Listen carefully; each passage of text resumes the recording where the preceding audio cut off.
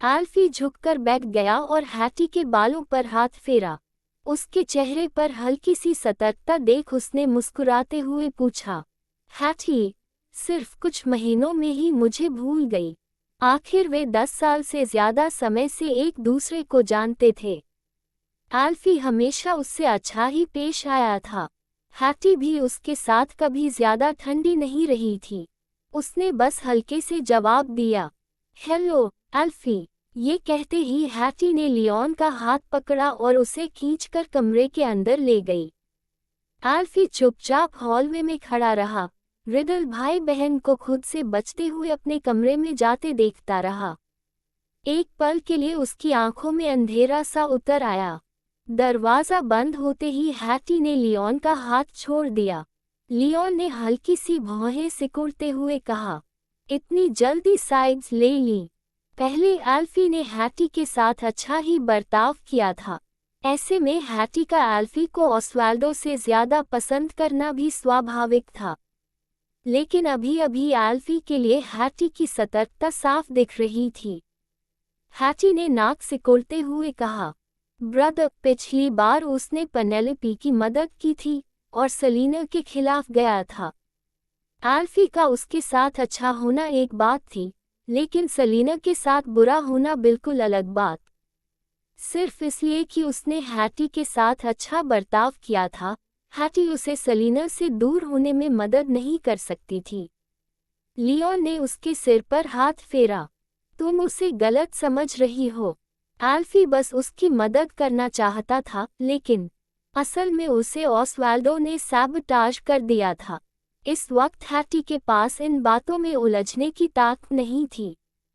वह बिस्तर की ओर भागी, चादर उठाए और कंबल के नीचे से कुछ निकाल लिया।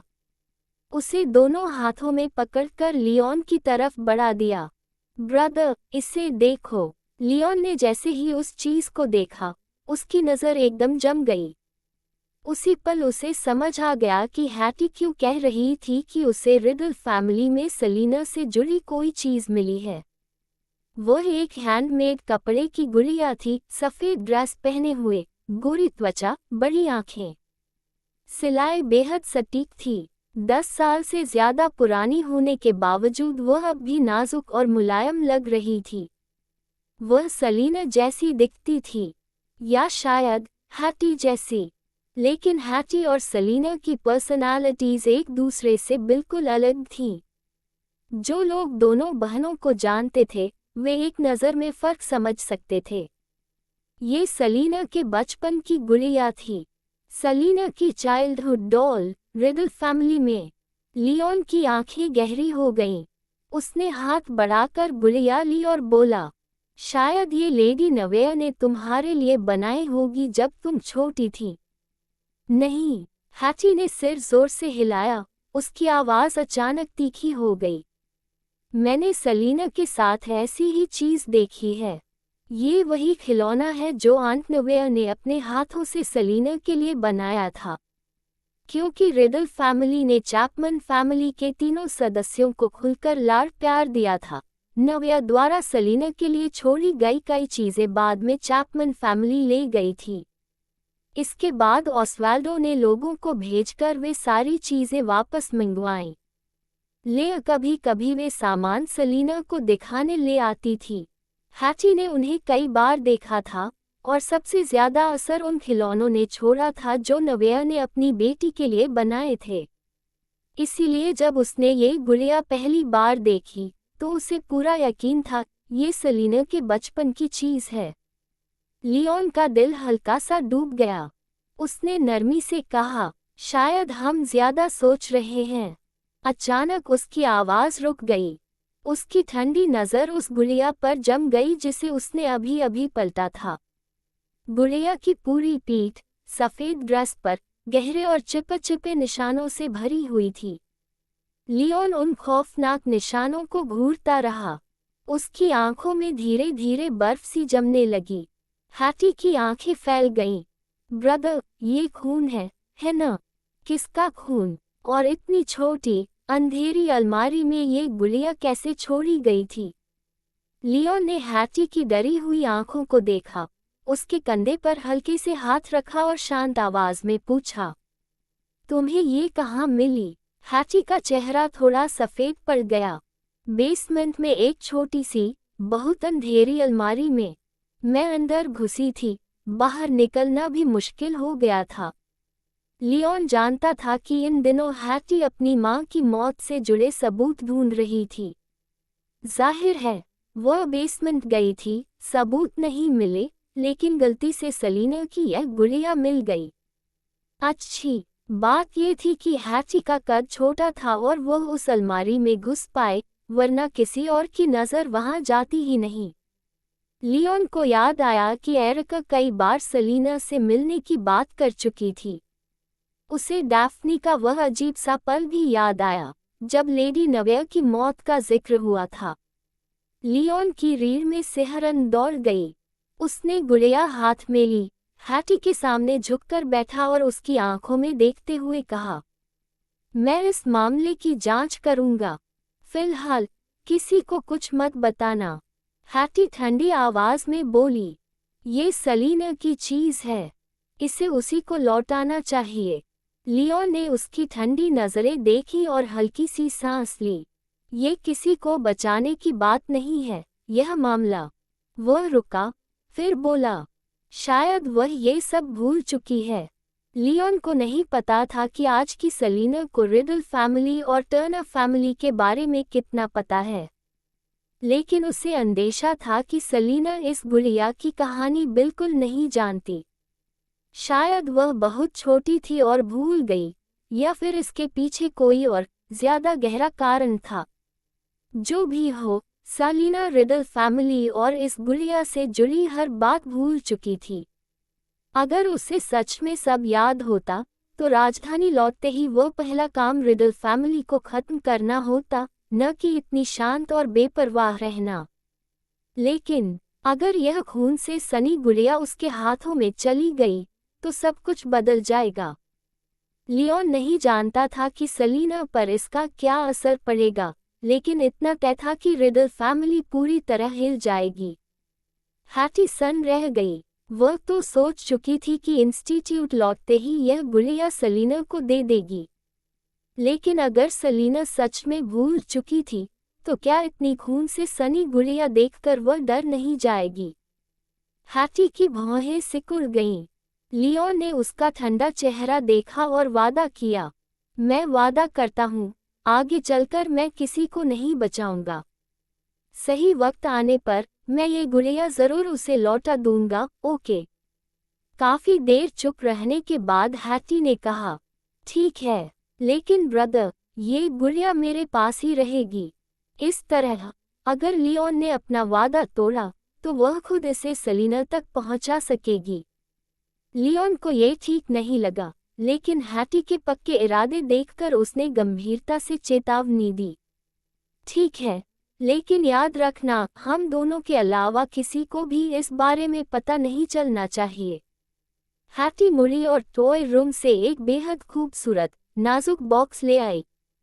उसने बॉक्स खोला, अपनी $1 मिलियन कस्टम मेड गुड़िया को बाहर निकालकर एक तरफ रख दिया। फिर उसने बेहद सावधानी से सलीना की गुड़िया उस बॉक्स के अंदर रख दी।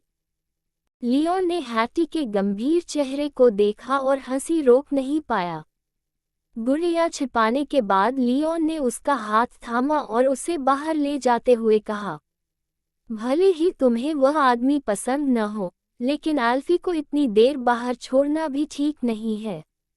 आम हालत इंसान के साथ इतनी रूखी नहीं होती, जो उसकी परवाह करता हो।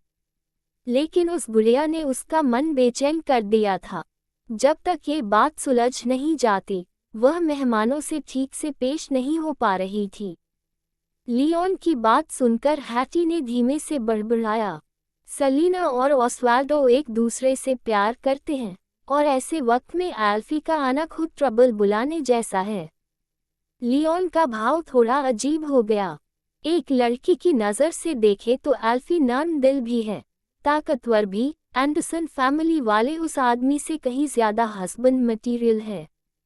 हैटी ने बीच में ही टोक दिया, अगर सलीना उसे पसंद ही नहीं करती, तो एल्फी कितना भी अच्छा क्यों न हो, क्या फर्क पड़ता है।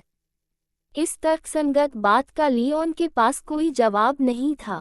हैटी फिर बोली, ऑस्वाल्डो का स्वभाव भले ही खराब हो, लेकिन वह सेलिना के साथ अच्छा है और किसी को भी उसे चोट पहुंचाने नहीं देता। सेलिना उसे पसंद करती है, तो एल्फी की हार पहले से तय है। लियोन को महसूस हुआ कि हैटी की बातों में अब सेलिना जैसी धार आने लगी है, सीधी, तेज और बेधड़क। उधर रिसर्च इंस्टीट्यूट के कॉन्फ्रेंस रूम में सेलिना के हाथों कॉन्स्टेंस 2 बार सबके सामने बेइज्जत हो चुकी थी। एक फिजिक्स जीनियस के रूप में उसका चमकता हुआ ऑरा जैसे काफी फीका पड़ गया हो। वह मुस्कुराई। कॉन्स्टेंस ने सिर उठाकर सेलिना की ओर देखा। मिस टर्नर, मैं तुम्हें पहले ही काफी अकोमोडेट कर चुकी हूँ, लेकिन लगता है हमारी दोस्ती कभी हो ही नहीं सकती। उस आदमी की नाराजगी से बचने के लिए कॉन्स्टेंस ने खुद को बहुत नीचे झुका लिया था, लेकिन सेलिना की बार बार की हद से ज्यादा हरकतों ने आखिरकार उससे वह बनावटी अच्छाई भी छीन ली। अब वह सेलिना को ठंडी नजरों से देख रही थी। उसकी आंखों में छिपी नफरत और तिरस्कार बिल्कुल साफ था। सेलिना अपनी कुर्सी पर ढीले से टिके हुए सामने बैठी उस औरत को देख रही थी, जिसके चेहरे से मुस्कान जैसे उतर चुकी थी, मानो कोई नकाब गिर गया हो। तो यही है असली मिस बैक्स्टर। कॉन्स्टेंस की निगाहें बर्फ जैसी ठंडी थीं, उसका लहजा हल्का लेकिन जहर से भरा हुआ। मिस टर्नर, 717 और इंट्यूशन सीरीज के बिना भी तुम मेरा मुकाबला नहीं कर सकती। कभी नहीं। सेलिना की गहरी आंखें हल्के से सिमट गईं। ओह, मैं हेज कंट्री की नंबर 1 फिजिक्स जीनियस हूँ। कॉन्स्टेंस ने होंठ मोड़े, उसकी आंखों में बर्फीला आत्मविश्वास चमक उठा। मैं 12 साल की उम्र में कैपिटल यूनिवर्सिटी में दाखिल हुई, 15 में हॉगवर्ट्स पहुंची, 18 में लैब 717 ने मुझे रिक्रूट किया और 23 की उम्र में मैं डॉक्टर नोहेडू की चीफ अप्रेंटिस बन गई। पहली 3 बातें सबको पहले से पता थी, इसलिए वहां ज्यादा हैरानी नहीं हुई, लेकिन आखिरी बात ने पूरे कॉन्फ्रेंस रूम में दीवानगी की लहर दौड़ा दी। डॉक्टर नोहेडू की चीफ अप्रेंटिस, वो हॉगवर्ट्स के वाइस प्रिंसिपल हैं और लैब 717 दुनिया का सबसे बड़ा फिजिक्स इंस्टीट्यूट है। माय गॉड, ये कब हुआ और हमें अब तक क्यों नहीं पता था। उस पल हर किसी की नज़र कॉन्स्टेंस पर टिक गई, उत्साह और पूजा से भरी हुई। कॉन्स्टेंस ने ठुड्डी ऊपर उठाई, सेलिना को देखते हुए हल्की मुस्कान दी। तुम्हें अकोमोडेट करने और तुम्हें इन्फीरियर महसूस न हो, इसलिए मैंने अपने टीचर की इंट्यूशन सीरीज के पीछे अपनी काबिलियत छिपा ली। लेकिन मिस टर्नर, तुम बहुत अनग्रेटफुल निकली। मैं तुम्हारे अधीन काम करने तक को तैयार थी, फिर तुम हमें एक अच्छी, सुंदर याद क्यों नहीं दे सकती थी। सेलिना की आंखों में अंधेरा सा चमका, लेकिन खुलेआम तिरस्कार झेलने के बावजूद उसके चेहरे पर कोई नाराजगी नहीं दिखी। वह हल्के से मुस्कुराए। मिस बैक्स्टर, तुम्हें एक बात समझनी चाहिए। जिन लोगों के ऑरा आपस में टकराते हैं, वे कितनी भी कोशिश कर लें, कभी निभा नहीं सकते। और बात सिर्फ पर्सनालिटी क्लैश की भी नहीं थी। इस मुद्दे पर मैं भी तुमसे सहमत हूँ, कॉन्स्टेंस ने आह भरते हुए कहा। बस अफसोस है कि मिस टर्नर से दोस्ती नहीं हो पाई। सेलिना मुस्कुराए, लेकिन कुछ नहीं बोली। कॉन्स्टेंस ने भी इस बात को ज्यादा नहीं खींचा। वह मंच पर खड़ी हुई, चेहरे पर वही नर्म लेकिन सख्त मुस्कान। मुझे 1 साल दीजिए और मैं पूरे रिसर्च डिपार्टमेंट को दुनिया का नंबर 1 मैकेनिकल टेम्पल बना दूंगी। इसी वजह से मुझे लगता है कि मैं रिसर्च डिपार्टमेंट की हेड बनने के लिए पूरी तरह योग्य हूँ। शायद सेलिना ने उसे सच में भड़का दिया था। कॉन्स्टेंस ने अब अपनी एम्बिशन छिपाए नहीं। अगर बात यहाँ तक आए तो वह डेप्यूटी नहीं, सीधे डीन बनेगी। सेलिना ने पलकें झुका ली और मुस्कुराए। शायद उसे गर्व होना चाहिए था अपनी काबिलियत के साथ, बाहर की दुनिया में कॉन्स्टेंस का घमंडी होना लाजमी था, लेकिन शर्त ये थी कि वह सलीना से टकराए नहीं। पैट्रिक पहले ही कॉन्स्टेंस को ध्यान से देख रहा था, उसकी असली मंशा समझने की कोशिश में। सलीना की हंसी सुनकर उसने पलटकर पूछा, सलीना? सलीना ने हल्की मुस्कान के साथ कहा, मैं ठीक हूँ। ये कहते ही वह खड़ी हुई और सामान्य चाल से मंच की ओर बढ़ गई। उसके हिलते ही कमरे में मौजूद हर नजर अनजाने में उसी का पीछा करने लगी। आखिर सलीना इस मीटिंग में आने के बाद से एक कदम भी नहीं हिली थी, और उससे पहले जो कुछ हुआ था उसने रिसर्च इंस्टीट्यूट के लोगों के मन में मिस टर्नर का खौफ बैठा दिया था। इसलिए जैसे ही सलीना आगे बढ़ी, सब स्वाभाविक रूप से सतर्क हो गए। ये सतर्कता इतनी गहरी थी कि उन्होंने कॉन्स्टेंस के जबरदस्त ऑरा तक को नजरअंदाज कर दिया। कॉन्स्टेंस सलीना को एक एक कदम चलते हुए अपनी ओर आते देखती रही। उसकी मुस्कान और गहरी हो गई, लेकिन आंखों की ठंडक और बढ़ गई। वह बिना पलक झपकाए सलीना को घूर रही थी, जैसे ये जानना चाहती हो कि आखिर वह कैसी इंसान है, और उसमें ऐसा क्या है कि वह आदमी सिर्फ उसी को चाहता है। पहली नज़र में कॉन्स्टेंस वाकई सलीना से चौंकी थी। माने या न माने, सलीना खूबसूरत थी उससे भी ज्यादा। यह एक सच्चाई थी। शक्ल सूरत के मामले में राजधानी की ज्यादातर महिलाएं मिस टर्नर से पीछे थीं। लेकिन वह आदमी कोई सतही इंसान नहीं था जो सिर्फ चेहरे पर जाए। सलीना को पसंद करने के पीछे जरूर कोई और गहरी वजह थी। उसे नाराज न करने के लिए कॉन्स्टेंस ने अपना ऑरा दबाया, दोस्ती की कोशिश की, लेकिन सलीना ने बार बार उसकी इज्जत को रौंदा। हमेशा से गर्वीली रही कॉन्स्टेंस ये कैसे सह पाती, इसलिए उसने वह नकाब उतार फेंका जो उसे खुद से ही नफरत करवाता था, और पूरे ठाठ के साथ अपनी असली मुद्रा में सलीना की ओर बढ़ गई। लोगों की तीखी नज़रों के बीच सलीना ऊंची हील्स में बेहद शालीन अंदाज से मंच पर चली गई। वह कॉन्स्टेंस से 5 कदम दूर रुक गई और आलस भरी नज़र से अपनी प्रतिद्वंद्वी की आंखों में देखने लगी। उसके होठों पर हल्की मुस्कान थी। मिस बैक्स्टर, मेरी जिंदगी में पहली बार किसी ने मेरी आंखों में देखकर इतनी बड़ी बात कहने की हिम्मत की है, उसने कहा। अगर मैं जवाब में थोड़ा ज्यादा आगे निकल जाऊं, तो प्लीज बुरा मत मानना। कॉन्स्टेंस ने उकसाने वाले अंदाज में तिरस्कार से मुस्कुराते हुए कहा। Same goes for me, miss Turner. क्या तुम मेरी मजाक इसलिए उड़ा रही हो क्योंकि तुम केपेबल नहीं हो? उसने चुनौती भरी आवाज में कहा। मैं अपनी ताकत से मिस टर्नर को दिखाऊंगी कि हमारे बीच कितना बड़ा फर्क है।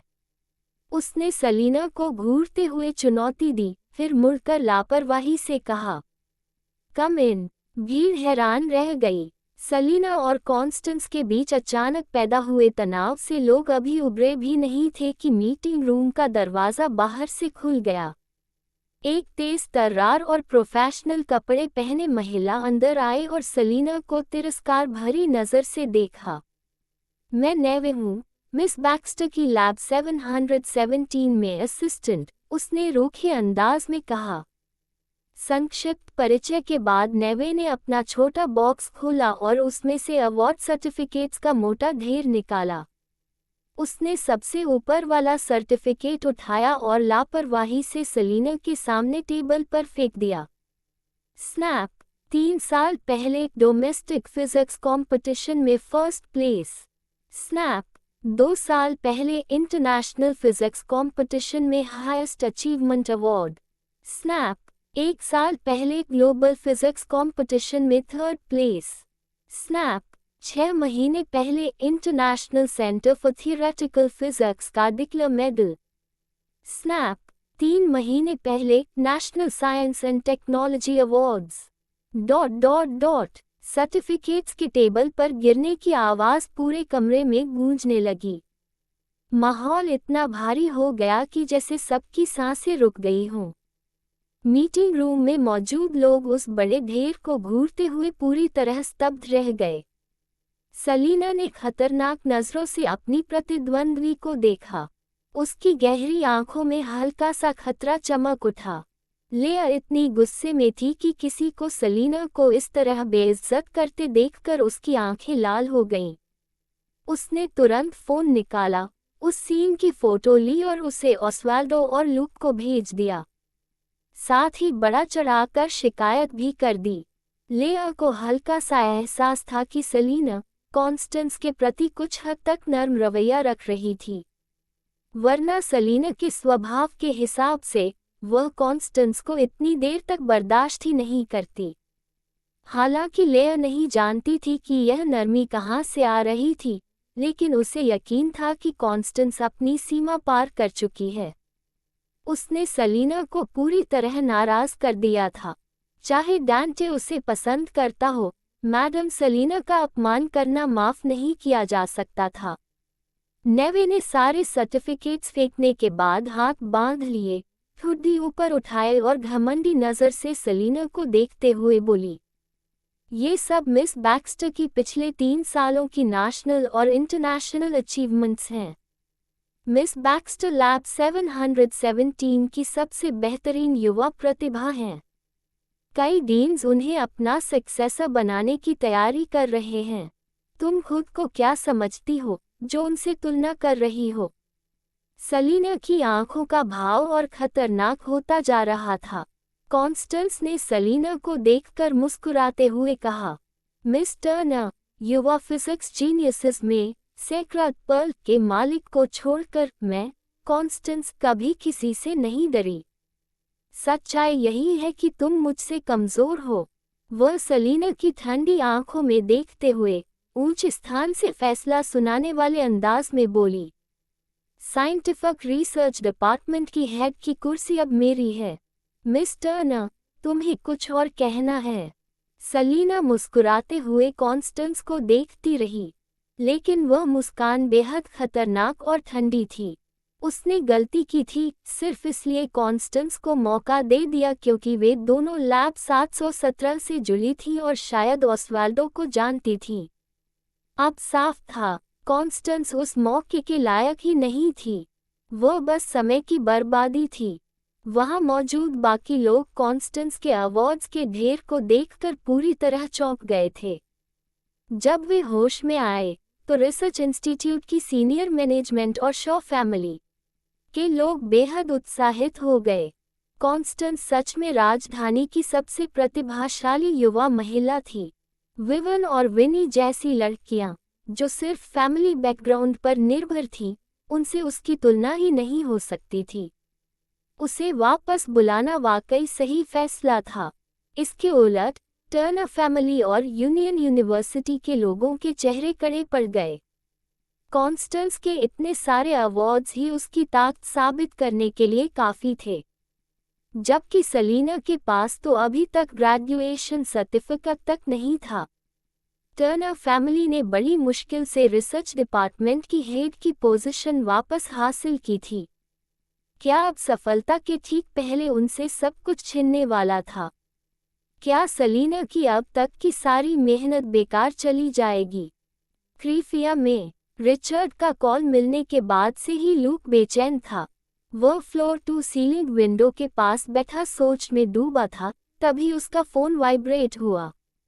लूक ने नीचे देखा और लेया द्वारा भेजा गया वीडियो देखते ही उसका चेहरा तुरंत काला पड़ गया। वह हमेशा सोचता था कि कॉन्स्टेंस समझदार है और पहली मुलाकात में सलीना को नाराज करने जैसी बेवकूफ़ी नहीं करेगी, लेकिन सच्चाई ने साबित कर दिया कि उसने कॉन्स्टेंस को ज़रूरत से ज़्यादा आंका था। या शायद किसी भी बेहतरीन महिला की समझदारी जब बात किसी पुरुष की आती है तो डगमगा सकती है। स्पष्ट था कि ऑस्वाल्डो ने भी यह वीडियो देख लिया होगा। आखिर सलीना और ऑस्वाल्डो ही उस छोटी लड़की के लिए सबसे अहम थे और वह खुद सिर्फ साइड कैरेक्टर था। लूक ने माथा दबाया, सिर दर्द होने लगा था।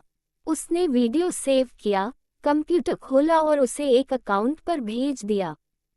मिस्टर एंडरसन अपनी पत्नी को घर ले आए हैं, अब इसे तुम खुद संभालो।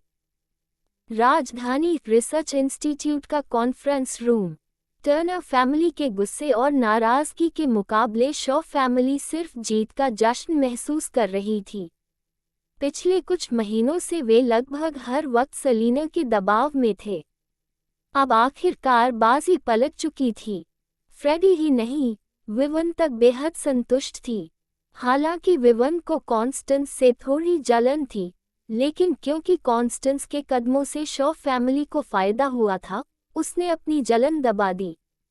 वह घमंडी हंसी हंसते हुए बोली, मिस टर्नर, सच्चाई ये है कि मिस बैक्स्टर तुमसे 1000 गुना बेहतर हैं।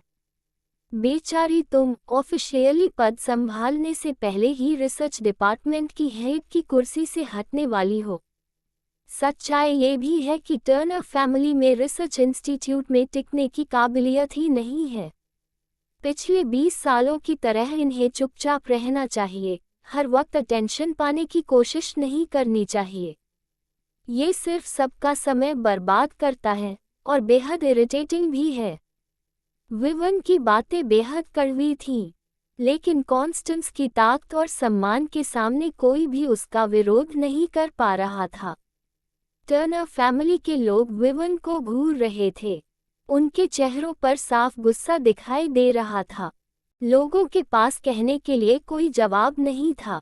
आखिरकार खुद सलीना ने ही कहा था कि हर चीज ताकत पर डिपेंड करती है, और ये मिस टर्नर बदकिस्मती से उसी सबसे ज़रूरी चीज़ ताकत में कॉन्स्टेंस से हार गई थी। इसलिए भले ही टर्नर फैमिली गुस्से से जल रही थी, लेकिन उन्हें ये सब सहना ही पड़ा। रिसर्च इंस्टीट्यूट के कई हाई लेवल मेंबर्स खुशी से झूम रहे थे, जैसे उनकी खुशी अभी फटकर बाहर आ जाएगी। हेनरी तुरंत खड़ा हुआ और बोला, मिस टर्नर, मैं अब ऑफिशियली अनाउंस करता हूँ कि मिस बैक्स्टर रिसर्च डिपार्टमेंट की नई हेड होंगी। और जहाँ तक आपकी बात है, सलीना के पीछे खड़े ऑसवाल्डो को याद करके हेनरी थोड़ा ठिठका। उसने सलीना को सीधे बाहर निकालने वाली बात वापस ले ली और भारी आवाज में बोला, मिस टर्नर रिसर्च डिपार्टमेंट में ही रहेंगी और मिस बैक्स्टर की अच्छी तरह मदद करेगी। विवन ने ठंडी मजाक उड़ाती हुई हंसी छोड़ी। पैट्रिक अब और बर्दाश्त नहीं कर पाया। वह खड़ा हुआ, शॉ फैमिली और रिसर्च इंस्टीट्यूट के हाई लेवल मेंबर्स पर ठंडी नजर डाली। वह सलीना के पास गया, उसका हाथ पकड़ा और उसे लेकर बाहर जाने लगा। लेकिन सलीना ने उसका हाथ छुड़ा लिया। उसने हल्के से पलकें उठाईं। उसकी बर्फ जैसी ठंडी नज़र शॉ फैमिली और खुद पर घमंड से भरे हाई लेवल मेंबर्स पर घूमी और आखिर में कॉन्स्टेंस पर आकर रुक गई। कॉन्स्टेंस मुस्कुराए और बोली, मिस्टर मैथ्यूज, भले ही मिस टर्नर मुझसे कमज़ोर हैं, लेकिन उनमें कुछ तो ताकत है और उनका बैकग्राउंड भी है। मेरे हिसाब से मिस टर्नर को रिसर्च डिपार्टमेंट की डिप्टी हेड बना दिया जाए ताकि वो मेरी मदद कर सकें। आपका क्या ख्याल है? हेनरी ने भौहें सिकोड़ ली। वह जानबूझकर अभी सलीना की पोजीशन का जिक्र नहीं करना चाहता था। उसे उम्मीद थी कि सलीना शर्मिंदगी महसूस करके खुद ही चली जाएगी, लेकिन अब कॉन्स्टेंस ने खुद ये बात कह दी थी और फिलहाल शॉ फैमिली और रिसर्च इंस्टीट्यूट को उसी पर निर्भर रहना था। इसके अलावा अगर वो ज़्यादा आगे बढ़ते तो एंडरसन फैमिली और रिडल फैमिली को नाराज कर सकते थे। कुछ पल सोचने के बाद हेनरी ने सिर हिलाया। ठीक है, जैसा मिस बैक्स्टर ने कहा है वैसा ही होगा। कॉन्स्टेंस ने जब पब्लिक में सलीना को डिप्टी हेड बनने के लिए रेकमेंड किया तो एक बार फिर तालियों की गूंज पूरे हॉल में फैल गई। देखो, इससे साबित होता है कि मिस बैक्स्टर कितनी जेनरस हैं। जब सलीना हेड थी तब उन्होंने मिस बैक्स्टर को रिसर्च डिपार्टमेंट में घुसने ही नहीं दिया था, फिर भी मिस बैक्स्टर ने उन्हें डिप्टी हेड बना दिया। बिल्कुल, मिस बैक्स्टर सच में बहुत दयालु और बड़ी सोच वाली हैं। सलीना के मुकाबले ये मिस टर्नर तो बहुत पैटी और नैरो माइंडेड हैं। इन्हें दूसरों के लिए कोई जगह ही नहीं है। अगर मैं सलीना की जगह होता तो खुद ही रिजाइन कर देता। टर्नर फैमिली की सेल्फिशनेस की वजह से पूरे इंस्टीट्यूट में अशांति फैल गई, फिर भी वो यहीं टिके रहने की हिम्मत कैसे कर सकती है। 20 साल बाद टर्नर फैमिली को आखिरकार यहाँ जगह मिली है। सलीना भला डिप्टी हेड की पोस्ट कैसे छोड़ेगी, चाहे उसे मजबूरी में ही क्यों न रहना पड़े। सही कहा, चाहे सलीना एरोगेंट दिखती हो, लेकिन टर्नर फैमिली को कौन नहीं जानता। पिछले 20 साल से वो अपमान सहने की आदी हो चुकी है। मिस टर्नर चाहे या न चाहे, मिस बैक्स्टर के सामने उन्हें झुकना ही पड़ेगा। अच्छा हुआ, मुझे तो वो पहले से पसंद नहीं थी। मिस बैक्स्टर ने उन्हें सही सबक सिखाया है कि बिहेव कैसे करते हैं। सलीना की काली, बर्फ जैसी ठंडी आंखें उन लोगों पर घूमी जो बातें कर रहे थे। ये सब शॉ फैमिली के ट्रेन किए हुए यंग मेंबर्स थे। जैसे ही उनकी नज़र सलीना से मिली, उनके शरीर में सिहरन दौड़ गई और दिल में अजीब सा डर पैदा हो गया। लेकिन अगले ही पल उन्हें याद आ गया कि सलीना अब खत्म हो चुकी है। भले ही कॉन्स्टेंस की मेहरबानी से वो डिप्टी हेड बनी रहे, लेकिन सब जानते थे कि उसके पास कोई असली ताकत नहीं बची है। वो बिल्कुल लिडिया की तरह हो चुकी थी, जिसे जब चाहो तब अपमानित किया जा सकता था। ये सोचकर सबने अपने कंधे सीधा किए और ठंडी, तिरस्कार भरी मुस्कान के साथ सलीना को घूरने लगे। स्क्रीन के पीछे बैठे जोन 6 के लीडर्स पूरी तरह चुप थे। ताकत हमेशा सबसे बड़ा पास होती है, जिससे इंसान जहां चाहे जा सकता है। जैसे वो खुलेआम सलीना को ऊपर लाकर डायना को रिप्लेस कर सकते थे, वैसे ही अब कॉन्स्टेंस की ज्यादा ताकत के सामने लॉरेंजो और सिडनी भी सलीना की पोजीशन नहीं बचा सकते थे। जोन 6 लीडर्स की ये चुप्पी साफ तौर पर उनकी मंजूरी दिखा रही थी। हेनरी और शॉ फैमिली ने राहत की सांस ली। फ्रेडी ने ठंडी नज़र से सलीना को देखा, फिर अपनी नज़र हटा ली। आज के इस झटके के बाद ये घमंडी और जिद्दी मिस टर्नर अब राजधानी की नई हंसी का मजाक बनने वाली थी। और जहां तक ऑस्वाल्डो की बात थी, चाहे वो गुस्सा भी हो, लेकिन सलीना की ताकत कम होने की वजह से अगर उसे इंस्टीट्यूट से निकाला जाता है तो वो खुलेआम कुछ नहीं कर सकता था। जब सबको लगा कि मामला पूरी तरह तय हो चुका है, हेनरी ने गहरी सांस ली और घोषणा की, जब सब लोग सहमत हैं तो मैं अब ऑफिशियली मिस कॉन्स्टेंस को रिसर्च डिपार्टमेंट की नई हेड घोषित करता हूँ। हेनरी जैसे ही डिपार्टमेंट मिनिस्टर शब्द बोलने वाला था, तभी अब तक चुप खड़ी सलीना ने आखिरकार बोलना शुरू किया।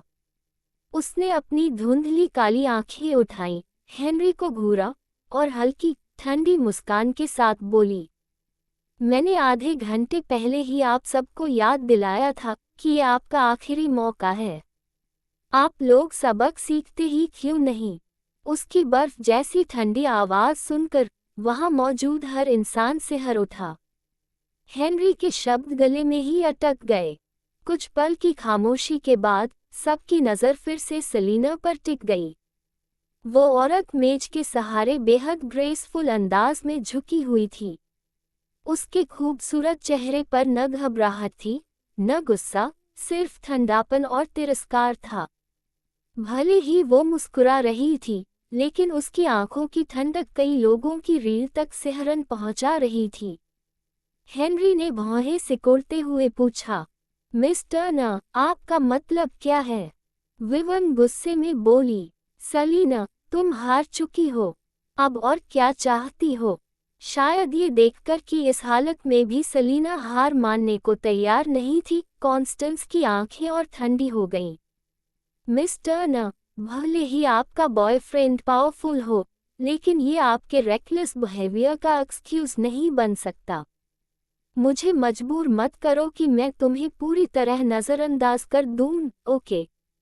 वो ये मानना ही नहीं चाहती थी कि मर्दों को पाने के मामले में वो कॉन्स्टेंस किसी ऐसी औरत से हार सकती है जो उसके हिसाब से कमज़ोर थी और सिर्फ मर्दों का सहारा लेकर शिकायत करती थी। बाकी लोगों ने कॉन्स्टेंस की बात सुनकर यही समझा कि सेलिना एंडरसन फैमिली की ताकत का इस्तेमाल करके उन्हें धमकाने की कोशिश कर रही है। उन्होंने तिरस्कार भरी नज़रों से सेलिना को देखा। सेलिना हल्के से मुस्कुराए। वो धीरे धीरे चलते हुए कंप्यूटर के पास पहुंची और उसके सामने खड़ी हो गई। उसकी ठंडी आंखें कमरे में मौजूद हर इंसान पर छा गईं। उसने हाथ उठाया, नोसिया सीरीज वाला यूएसबी निकाला और उसे एक तरफ रख दिया। फिर उसने अपना यूएसबी उठाया, वही यूएसबी जिसे कॉन्स्टेंस ने पहले फेंक दिया था, और उसे कंप्यूटर में लगा दिया। उसकी ठंडी और एलिगेंट आवाज़ पूरे कमरे में गूंज उठी। मैंने आप सबको मौका दिया था, लेकिन साफ है कि आप में से कोई भी उसे समझ नहीं पाया। इसलिए सेलिना की गहरी काली आंखों में तेज चमक उभर आई। मैं सिर्फ इतना साबित कर सकती हूँ कि आप गलत हैं। कॉन्स्टेंस के एलिगेंट चेहरे पर हल्का सा आहत गुस्सा दिखाई दिया। वो सेलिना को घूरते हुए उसे डांटने ही वाली थी, लेकिन जैसे ही उसकी नज़र बड़ी स्क्रीन पर उभरे डिज़ाइन पर पड़ी, उसके शब्द गले में ही अटक गए। सिर्फ कॉन्स्टेंस ही नहीं, कमरे में मौजूद हर इंसान जैसे अचानक जड़ हो गया। 4 डायमेंशनल डिज़ाइन, जिसमें जलते हुए लाल रंग के हथियार, सबसे छोटे हैंडगन से लेकर सबसे बड़े फ्लेम थ्रोअर तक, एकदम परफेक्ट और ताकतवर अंदाज में सामने उभरे, और वहां मौजूद हर व्यक्ति की नज़रों पर जबरदस्ती छा गए। उस बेमिसाल और दबदबे से भरे प्रभाव ने सभी को अपनी गिरफ्त में ले लिया, जैसे उनके दिमाग में किसी और चीज़ के लिए जगह ही नहीं बची। कुछ पल के लिए पूरा कॉन्फ्रेंस रूम बिल्कुल शांत हो गया, यहाँ तक कि सांसों की आवाज़ भी जैसे गायब हो गई। कॉन्स्टेंस का शांत और गर्व से भरा चेहरा आखिरकार इस पल टूट गया। वो एक कदम पीछे हट गई। बड़ी स्क्रीन पर दिख रही 7 डिज़ाइन तस्वीरों को घूरती रही। उसके चेहरे पर घबराहट और अविश्वास साफ दिखाई दे रहा था। उसके दिमाग में सिर्फ एक ही बात गूंज रही थी, ये हो ही नहीं सकता। इंट्यूशन सीरीज के सामने आने पर जहां हर तरफ हैरानी और तारीफ की आवाज़ें गूंज उठी थी, वहीं जब ये 7 डिज़ाइन तस्वीरें सामने आईं, तो पूरा कमरा खामोशी में डूब गया। स्क्रीन के अंदर और बाहर हर आवाज़ उसी पल गायब हो गई। सब लोग बस उन डिज़ाइन तस्वीरों को घूर रहे थे, बाकी सब कुछ भूलकर। तभी एक ठंडी और तंज भरी हंसी ने इस मौत जैसी खामोशी को तोड़ा। देख लिया, मिस बैक्स्टर को अगर 100 साल भी दे दिए जाएं, तब भी वो इस फील्ड में मेरे लेवल तक नहीं पहुंच पाएंगी। कॉन्स्टेंस का चेहरा पीला पड़ गया। उसने डिज़ाइन तस्वीरों से नज़र हटाकर सीधे सेलिना को घूरा। आखिरकार सेलिना की ठंडी और व्यंग्य भरी आवाज़ ने सबको होश में वापस लाया।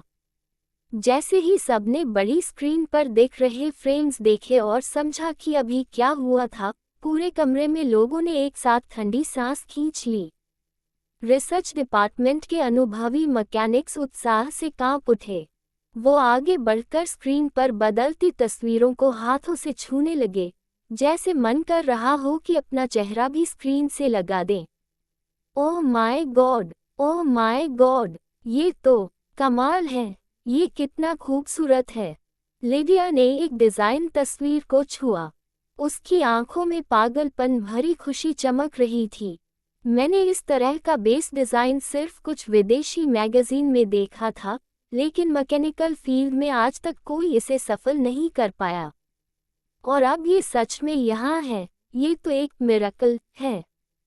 कॉन्स्टेंस बूढ़े मैकेनिक्स की जोशीली तारीफें सुनते हुए अपने मुठियां भींचे खड़ी रही। उधर शॉ परिवार और रिसर्च डिपार्टमेंट के टॉप मैनेजमेंट पूरी तरह स्तब्ध रह गए। यहाँ तक कि सेलिना से नफरत करने वाली विवन भी ये कहने की हिम्मत नहीं जुटा पाई कि स्क्रीन पर दिख रही 7 डिज़ाइन ड्राइंग्स खराब थी। बाकी लोगों की तो बात ही छोड़ दीजिए।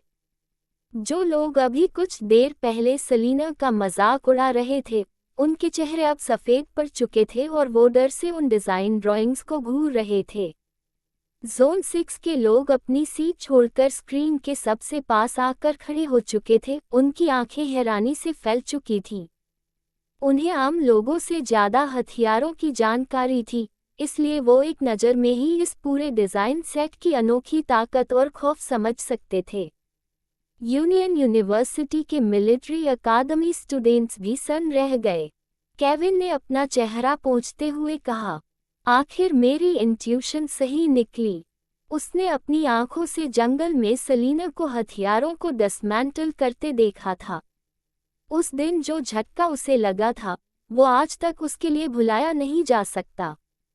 इसी वजह से उसने हिम्मत करके सलीना से वो काम करने को कहा था जो बाकी लोगों को लगभग नामुमकिन लगता था। और इसमें कोई शक नहीं था, सलीना सफल हो चुकी थी। इन डिज़ाइन ड्राइंग्स के सामने आने के बाद पूरे हेज कंट्री में अब कोई भी इस महिला को मैकेनिक्स के फील्ड में चुनौती देने की हिम्मत नहीं कर सकता था। बाकी मिलिट्री अकादमी स्टूडेंट्स भी सदमे से उबरने के बाद केविन की तरफ देखने लगे। जेसिका ने गुस्से में गहरी सांस ली और केविन को घूरते हुए बोली, कमांडर सच में रूथलेस है। किसने सोचा था कि यूनियन यूनिवर्सिटी की प्रतियोगिता के दौरान किया गया एक छोटा सा और लगभग मामूली रिक्वेस्ट आखिरकार एच कंट्री को इतना जबरदस्त और ताकतवर मैकेनिकल डिज़ाइन दे जाएगा। यास्मिन ने सख्त चेहरे के साथ कहा, मुझे अच्छा नहीं लग रहा। बाकी लोगों की भी यही भावना थी। सख्ती से देखा जाए तो यूनियन यूनिवर्सिटी ने सलीना की कोई खास मदद नहीं की थी, लेकिन फिर भी उसने उन्हें इतना कीमती तोहफा दे दिया। ये युवा, जिन्हें बचपन से ही बेहतरीन बनने की ट्रेनिंग दी गई थी, वो इस वक्त उत्साहित तो थे, लेकिन उनके दिल में एक ऐसा कर्ज महसूस हो रहा था जिसे शब्दों में बयान करना मुश्किल था।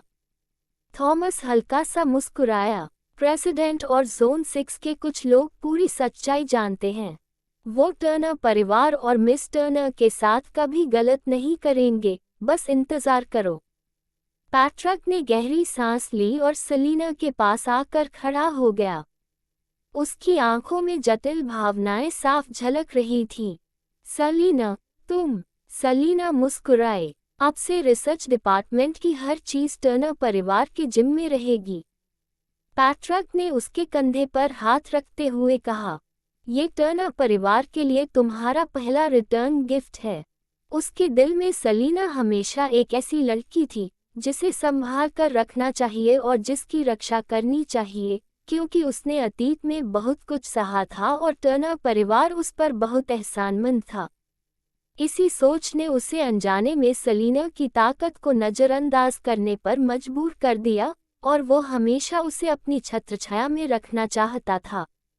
लेकिन वो भूल गया था कि वो कैलम और नवेल की बेटी है। उसे सिर्फ सुरक्षा नहीं चाहिए, बल्कि आसमान में खुलकर उड़ने की आज़ादी चाहिए। इंस्टीट्यूट के एक सीनियर सदस्य ने पूरा डिज़ाइन टास्क देखा और उसे लगा कि ये उनकी क्षमता से बहुत आगे है। सब सलीना की फिजिक्स टैलेंट के बारे में जानते थे, लेकिन उन्होंने इसे अपनी आंखों से कभी देखा नहीं था। वो टर्नर परिवार की श्रेष्ठता और दबदबे को स्वीकार नहीं करना चाहते थे, इसलिए हमेशा जानबूझकर सलीना की क्षमताओं को नज़रअंदाज करते रहे। ऊपर से कॉन्स्टेंस की फिजिक्स फील्ड में 717 की प्रतिष्ठा सबको साफ दिखाई देती थी। उन्होंने कॉन्स्टेंस को वापस बुलाया, पूरे भरोसे के साथ कि वो सलीना को कुचल देगी। इसलिए उन्हें लगा कि सलीना को रिसर्च डिपार्टमेंट के हेड पद से हटाना बिल्कुल सही फैसला था। लेकिन आज का ये दृश्य इंस्टीट्यूट के हर सीनियर सदस्य के चेहरे पर पड़ा एक जोरदार तमाचा था, जिसने उन्हें शर्म से झुका दिया। जैसा कि सलीना ने पहले कहा था, उसका असाधारण टैलेंट इंस्टीट्यूट के लिए इज्जत बचाने जैसा था। फिर भी वो लगातार उसका विरोध करते रहे, उसे ठुकराते रहे, उसके लिए मुश्किलें खड़ी करते रहे और कई बार उसे इंस्टीट्यूट से निकालने की कोशिश भी की। और आज सलीना के इस डिज़ाइन ने साफ बता दिया कि वो कितने अज्ञानी और एहसान फरामोश थे।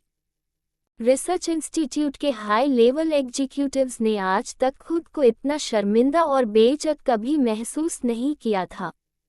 उन्होंने सिर झुका लिए और वहां मौजूद बाकी लोगों के चेहरे देखने की भी हिम्मत नहीं जुटा पाए। विवन का चेहरा पीला पड़ चुका था। उसकी आंखों में डर और निराशा साफ झलक रही थी। ब्रदर, ये सच नहीं हो सकता, ये सच नहीं होना चाहिए, है ना?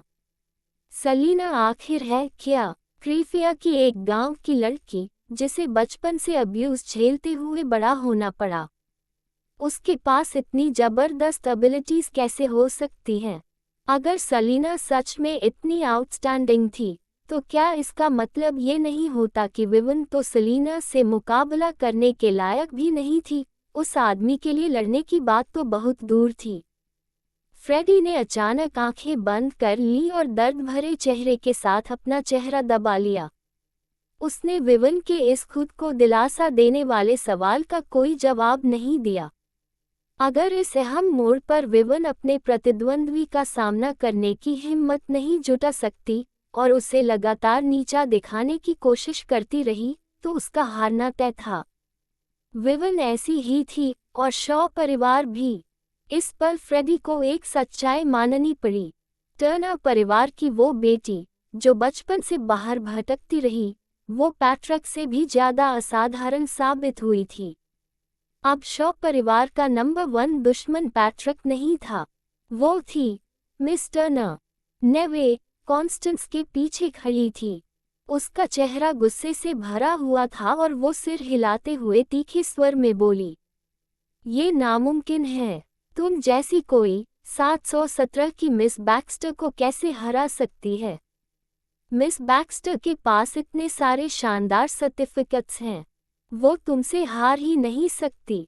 लेकिन नेवे की इस घमंड भरी बात पर किसी ने ध्यान नहीं दिया। सर्टिफिकेट सिर्फ एक चमकदार पहचान होते हैं। वो कॉन्स्टेंस की काबिलियत तो दिखाते हैं, लेकिन एच कंट्री को कोई असली फायदा नहीं पहुंचा सकते। लेकिन सलीना के डिजाइन असली थे, और इस वक्त इंट्यूशन सीरीज सलीना के बनाए डिजाइन सेट के सामने घिर चुका था। सलीना के डिजाइन ड्राइंग्स के मुकाबले इंट्यूशन सीरीज बेहद फीका लग रहा था। इंट्यूशन सीरीज वाकई शानदार था, लेकिन वो सिर्फ एक प्रिंसेस थी। सलीना का डिजाइन एक ताकतवर शाही क्वीन जैसा था, जो सबके ऊपर राज करती हुई खड़ी थी। ऐसे डिजाइन के सामने मुकाबला करने की हिम्मत किसमें थी? इंट्यूशन सीरीज डॉक्टर नोहेडू की रचना थी, लेकिन वो भी सलीना के सामने टिक नहीं सकता था। कॉन्स्टेंस तो सिर्फ उनकी डिसाइपल थी, फिर वो सलीना से तुलना करने की हिम्मत कैसे कर सकती थी? इस पर तक भी कॉन्स्टेंस को यकीन नहीं हो रहा था कि अभी क्या हुआ। वो हार गई। अपने सबसे गर्व वाले फील्ड में वो हेज कंट्री की सलीना से हार गई, जिसके बारे में उसने पहले सिर्फ सुना था और जिसे उसने कभी गंभीरता से लिया ही नहीं था। कॉन्स्टेंस ने पहले कभी हार नहीं देखी थी, खासकर पिछले 3 सालों में, जब वो 717 पर निर्भर थी और बाहरी दुनिया के लोगों को उसने कभी महत्व ही नहीं दिया। देश लौटने का फैसला करने से पहले ही उसने प्लान बना लिया था कि वो अपनी चमक थोड़ी कम करके सलीना के सामने अच्छा व्यवहार दिखाएगी। वो अपनी ताकत से सलीना को अनफेयर महसूस कराना चाहती थी और उसे उनके बीच के फर्क का एहसास दिलाकर मानसिक रूप से दबाव में रखना चाहती थी। सलीना को रिसर्च डिपार्टमेंट का डेप्यूटी हेड बनाने की सिफारिश भी उसी प्लान का हिस्सा था। इससे सलीना असहज और कमजोर महसूस करती और साथ ही उस आदमी को भी कॉन्स्टेंस के खिलाफ कोई हथियार नहीं मिलता। कॉन्स्टेंस को लगा था कि उसने सब कुछ सोच समझकर प्लान कर लिया है, लेकिन उसने कभी नहीं सोचा था कि वो सलीना से हार जाएगी। वो ऐसी महिला से कैसे हार सकती थी? कॉन्स्टेंस को हमेशा विश्वास था कि नई पीढ़ी में सीक्रेट पर्ल के मालिक को छोड़कर कोई भी फिजिक्स टैलेंट में उसे पार नहीं कर सकता। वो जहां भी जाती थी, वहीं का सेंटर ऑफ अट्रैक्शन बन जाती थी और किसी की भी मौजूदगी उसकी चमक को कभी कम नहीं कर सकती थी। इसलिए वो हार ही नहीं सकती थी। अचानक मिले इस जबरदस्त झटके को स्वीकार न कर पाने की वजह से कॉन्स्टेंस लंबे समय तक चुप रही। उधर इंस्टीट्यूट के असली रिसर्च करने वाले वैज्ञानिक पागलों की तरह सेलिना के डिजाइन का अध्ययन कर रहे थे और बाकी सब कुछ भूल चुके थे। जिन लोगों ने सेलिना को नाराज किया था वो अब वही जड़ बनकर खड़े थे, उनके चेहरे राख जैसे पड़ चुके थे। कुछ देर तक पूरा कॉन्फ्रेंस रूम खामोश रहा, किसी ने कुछ नहीं कहा। इंस्टीट्यूट के एग्जीक्यूटिव्स शर्म से बोल नहीं पा रहे थे, जबकि जोन 6 के बड़े अधिकारी एक दूसरे को देखकर लगभग उसी पल एक समझौते पर पहुंच गए। उन्होंने कैलम की बेटी का स्वभाव देख लिया था और साफ समझ चुके थे कि इंस्टीट्यूट के लोगों ने बार बार उसे अपमानित करके पूरी तरह गुस्सा दिला दिया था।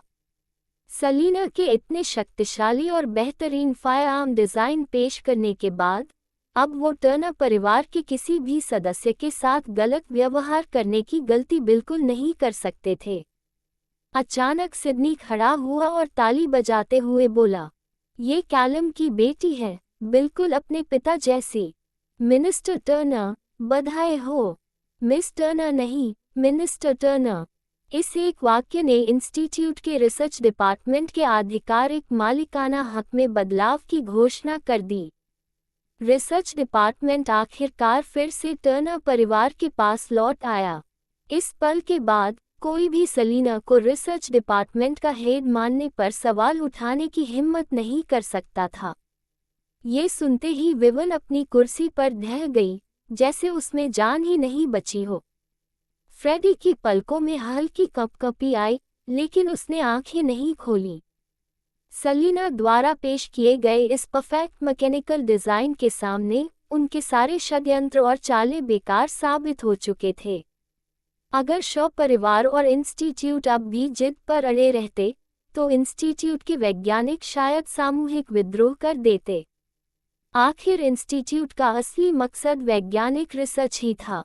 ऐसे खुले और पारदर्शी माहौल में कोई भी राजनीति, साजिश या निजी स्वार्थ को विज्ञान से ऊपर रखने की हिम्मत नहीं कर सकता था। सेलिना ने अपनी ताकत के दम पर वो रिसर्च डिपार्टमेंट वापस हासिल कर लिया जिसे टर्नर परिवार खो चुका था। ये सुनते ही कॉन्स्टेंस का शरीर हल्का सा कांप गया। जोन 6 और इंस्टीट्यूट के लोगों के सामने बिना किसी की अनुमति का इंतजार किए सेलिना ने सीधे रिसर्च डिपार्टमेंट के हेड का पद अपने नाम कर लिया।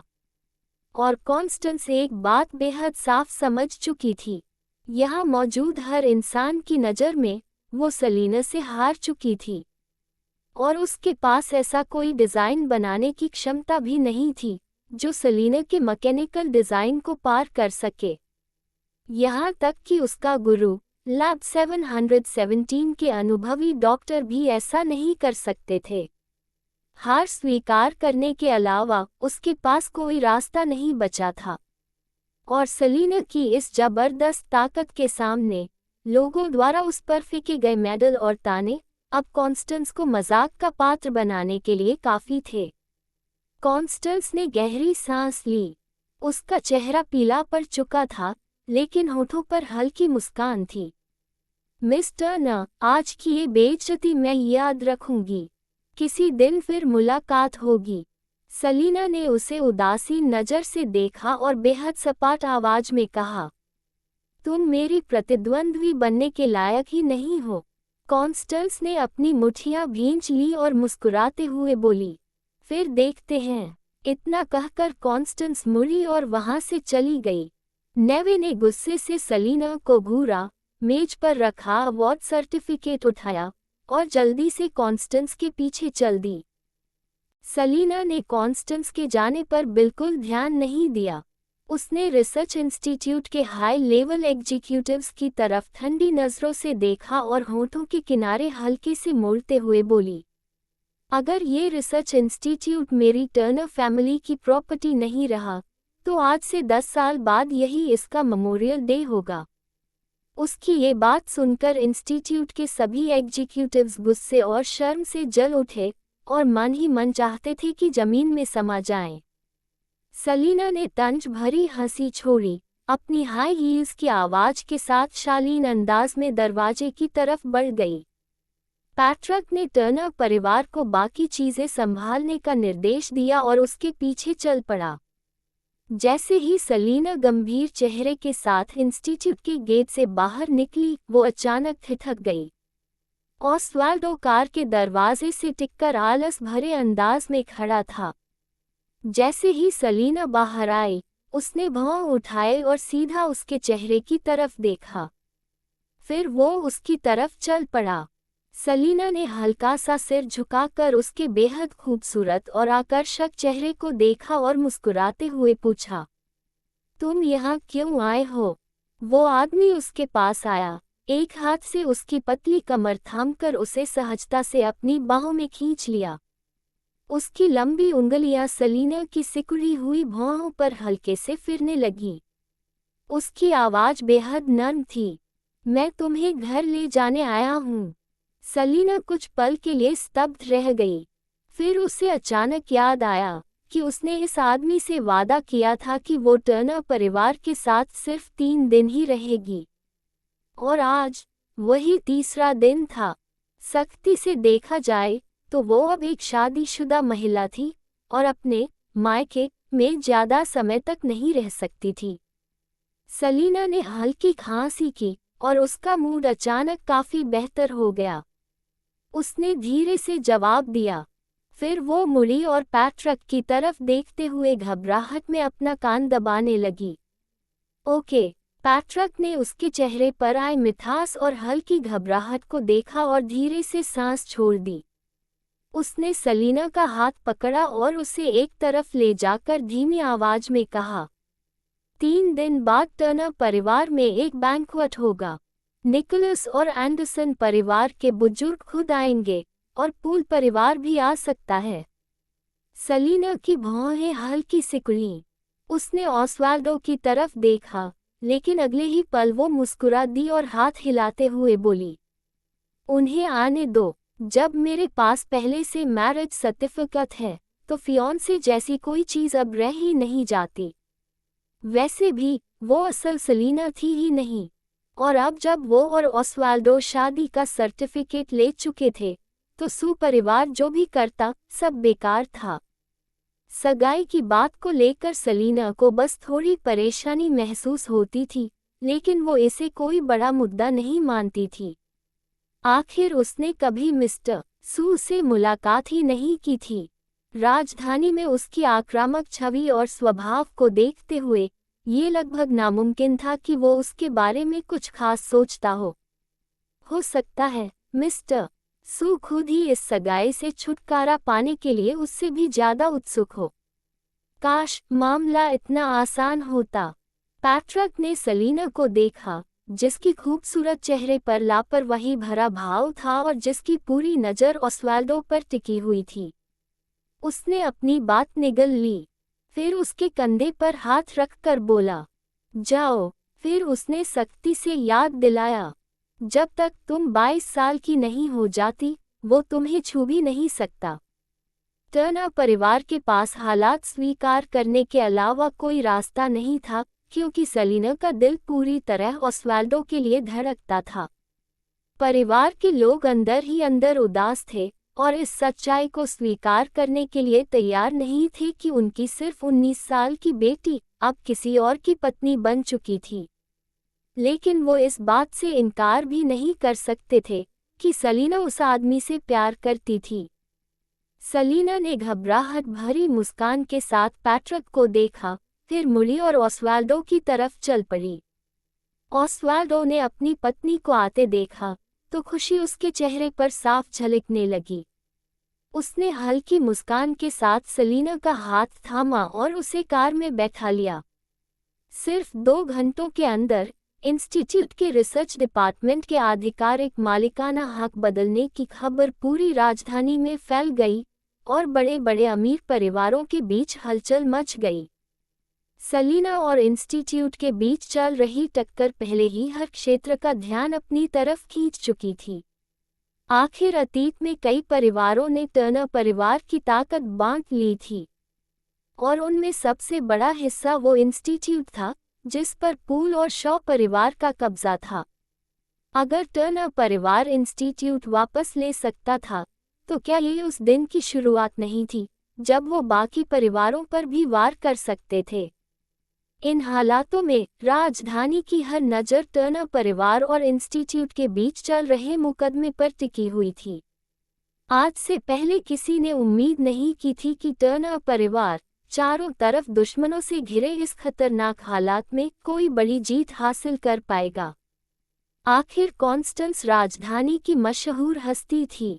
जब कुछ परिवारों को पता चला कि इंस्टीट्यूट ने उसे वापस बुलाया है, तो कई लोग खुश हो गए थे। उन्हें लगा सेलिना इस बार बुरी तरह हार जाएगी और शर्मिंदगी के साथ इंस्टीट्यूट छोड़ने पर मजबूर हो जाएगी। लेकिन किसी ने कल्पना भी नहीं की थी कि आखिरकार रिसर्च इंस्टीट्यूट से बाहर निकलने वाली और डिपार्टमेंट हेड बनने वाली इंसान कॉन्स्टेंस नहीं, बल्कि सेलिना होगी। मिस टर्नर, जिसने अपनी जबरदस्त ताकत से हर विरोध को कुचल दिया और पूरे अधिकार के साथ उस पद पर बैठ गई। ये सच्चाई उन सभी परिवारों के दिल में अजीब सा डर भर गई जिन्होंने कभी टर्नर परिवार की ताकत छीनी थी। उन्हें डर सताने लगा कि कहीं किसी दिन मिस टर्नर उनके गले पर भी छुरी न रख दे। आखिर राजधानी के 4 बड़े परिवारों में से एक शॉ परिवार भी अपना सबसे भरोसेमंद रिसर्च डिपार्टमेंट खो चुका था। तो क्या बाकी छोटे परिवार बच पाएंगे? और जब लोग इसी चिंता में डूबे थे, उसी दिन दोपहर में एक और खबर आई जिसने पूरी राजधानी को फिर से हिला दिया। 3 दिन बाद सू परिवार और एंडरसन परिवार के मुखिया अपने अपने उत्तराधिकारियों को साथ लेकर टर्नर परिवार में सार्वजनिक रूप से शादी का प्रस्ताव रखने आने वाले थे। ये खबर सामने आते ही पूरी राजधानी की अमीर घरानों की लड़कियां लगभग पागल हो गईं। जिन परिवारों ने अभी तक टर्नर परिवार से छीनी हुई ताकत वापस नहीं की थी, उनके दिल में डर और गहरा हो गया। राजधानी में हर कोई जानता था कि मिस टर्नर और मिस्टर एंडरसन के बीच रोमांटिक रिश्ता है, लेकिन अब तक लोग सिर्फ जलते थे या थोड़ा परेशान होते थे, डरते नहीं थे। आखिर मिस टर्नर अभी सिर्फ 19 साल की थी और शादी की उम्र से काफी दूर। आजकल के समाज में रिश्ते टूटना आम बात है। कौन जानता है, शायद कभी वो आदमी ही मिस टर्नर को छोड़ दे। लेकिन किसी ने कल्पना भी नहीं की थी कि एंडरसन परिवार इतनी जल्दी टर्नर परिवार को शादी का प्रस्ताव देगा। और हैरानी की बात ये थी कि सिर्फ एंडरसन परिवार ही नहीं, बल्कि सू परिवार भी, जिसकी ताकत लगभग एंडरसन परिवार के बराबर थी। बहुत लोगों को टर्नर परिवार और सू परिवार की पुरानी सगाई के बारे में पता था, लेकिन आज से पहले किसी ने इसे गंभीरता से नहीं लिया था। आखिर 20 साल पहले सू परिवार द्वारा टर्नर परिवार के खिलाफ की गई कार्रवाई का दृश्य अभी भी लोगों के दिमाग में ताज़ा था। और अब वही सू परिवार टर्नर परिवार को शादी का प्रस्ताव दे रहा था। ये सच में अकल्पनीय था। राजधानी के बड़े घरानों की लड़कियां मिस टर्नर को बेवफा कहकर कोसने लगीं, लेकिन किसी ने भी इस मुद्दे को छेड़ने की हिम्मत नहीं की। आखिर सबको पता था कि सेलिना को टर्नर परिवार ने सिर्फ 2 महीने पहले ही अपनाया था। जब वह क्रीफिया में थी, तब से ही वह आधे साल से ऑस्वाल्डो के साथ रिश्ते में थी। 6 महीने पहले तक सेलिना को ये तक नहीं पता था कि उसका असली पिता कोई और है, तो टर्नर और सू परिवार के बीच तय हुई सगाई के बारे में जानना तो दूर की बात थी। और जब सेलिना राजधानी लौटी, तब भी किसी ने उसे मिस्टर सू के साथ किसी रिश्ते में नहीं देखा। वे तो कभी मिले भी नहीं थे। दूसरी तरफ ये भी सब जानते थे कि सू परिवार ने रिडल परिवार की अडॉप्टेड बेटी की मदद की थी ताकि वह सेलिना के खिलाफ खड़ी हो सके। इसके अलावा टर्नर परिवार में सेलिना की जबरदस्त लोकप्रियता और सम्मान इतना था कि इस मामले में कोई भी उसकी छवि खराब करने की हिम्मत नहीं कर सकता था। रिसर्च इंस्टीट्यूट से निकलने के बाद प्रिंसिपल मार्शल शहर के बाहरी इलाके में बने एक शांत सैनिटोरियम की ओर ड्राइव करके पहुंची। वह दीवारों पर लगी पेंटिंग्स से सजे गलियारे से गुजरते हुए नीचे अंडरग्राउंड तक चली गई। ठंडी और शांत जगह में उसके कदमों की आवाज़ साफ गूंज रही थी। जब वह गलियारे के आखिरी छोर पर पहुंची तो उसने दरवाज़ा खोला और उसके सख्त चेहरे पर एक दुर्लभ मुस्कान दिखाई दी। एक अच्छी खबर है, आज टर्नर परिवार ने आधिकारिक तौर पर रिसर्च डिपार्टमेंट का कंट्रोल वापस ले लिया है। स्वर्गीय मुखिया जरूर बहुत खुश होंगे। अंदर मौजूद व्यक्ति हल्के से खांसा और धीमी, भारी आवाज में बोला, क्या वो बच्ची है? हाँ, प्रिंसिपल मार्शल के चेहरे पर खुशी साफ झलक रही थी। टर्नर परिवार कभी जीनियस पैदा करने में असफल नहीं होता। मुझे लगा था कि आपके तीनों भाई ही प्रोडिजी थे, लेकिन मैंने कभी नहीं सोचा था कि टर्नर परिवार की यंग लेडी उन सबको पीछे छोड़ देगी। वह थोड़ी देर रुकी, फिर रिसर्च इंस्टीट्यूट में जो कुछ हुआ था उसे विस्तार से बताने लगी। अंदर मौजूद व्यक्ति लंबे समय तक चुप रहा, एक शब्द भी नहीं बोला। कुछ देर बाद प्रिंसिपल मार्शल को अचानक कुछ याद आया और वह भौहें सिकुड़कर बोली, वैसे एक और बात है। 3 दिन बाद सू परिवार और एंडरसन परिवार टर्नर परिवार के सामने शादी का प्रस्ताव रखने वाले हैं।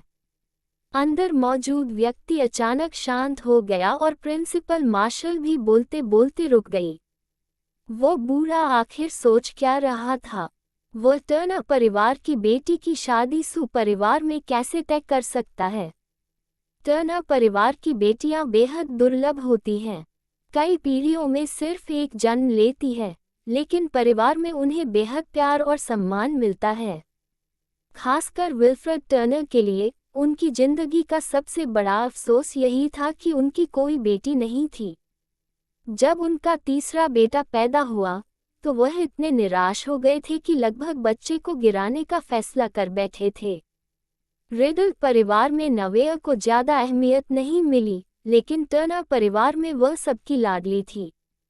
विल्फ्रेड उसे सबसे ज्यादा प्यार करते थे। कहा जाता है कि उन्होंने नवेया को खुश करने और उसे एक ग्रैंडडॉटर देने के लिए हर संभव कोशिश की थी। नहीं तो नवेया कैलम से आधिकारिक शादी से पहले सलीना के साथ प्रेग्नेंट नहीं होती। ऐसी हालत में विल्फ्रेड अपनी इतनी प्यारी पोती की शादी सू परिवार में कैसे तय कर सकते थे? सू परिवार की सगाई? हाँ, प्रिंसिपल मार्शल के चेहरे पर चिंता साफ दिख रही थी। टर्नर परिवार में कोई बुजुर्ग नहीं है, इसलिए सब कुछ उन 2 युवाओं पर निर्भर है। लेकिन एंटोनियो और निकोलस दोनों ही अच्छे लोग नहीं हैं। जब वक्त आएगा, जब अंदर बैठे व्यक्ति ने सिर उठाकर प्रिंसिपल मार्शल की ओर देखा, तो उसकी आवाज़ अचानक गले में अटक गई। उसे अचानक एहसास हुआ, किसने कहा कि टर्नर परिवार में कोई बुजुर्ग नहीं है? अगर उसके सामने बैठा यह व्यक्ति फिर से दुनिया के सामने आ गया, तो निकोलस और एंटोनियो क्या पूरी राजधानी भी टर्नर परिवार के सामने सिर झुकाने पर मजबूर हो जाएगी? क्या टर्नर परिवार की बेटी सच में इतनी कीमती है कि लोग उसके लिए लड़ने को तैयार हैं? रिसर्च इंस्टीट्यूट से निकलने के बाद कॉन्स्टेंस अपनी कार में बैठ गई। नेवे ने कॉन्स्टेंस के ठंडे चेहरे को देखा और उसे दिलासा देते हुए कहा, कॉन्स्टेंस, उदास मत हो।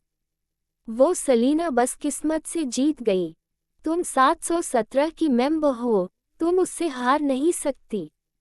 अगली बार तुम उसे अपने पैरों तले कुचल दोगी। 717 की सदस्य होने के कारण नेवे बाहर के लोगों को तुच्छ समझती थी, खासकर सलीना को, जो बस एक नॉन एयरस थी। 717 के सामने उसकी क्या औकात थी? कॉन्स्टेंस ने अपनी आंखें बंद कर ली और कुछ नहीं बोली। असल में वह भी विवन और विनी जैसी ही थी, जो खुद को जरूरत से ज्यादा महत्वपूर्ण समझती थी। सलीना द्वारा बनाए गए वे डिज़ाइन, उनकी असली शानदारियत को कॉन्स्टेंस किसी से ज्यादा अच्छी तरह समझती थी।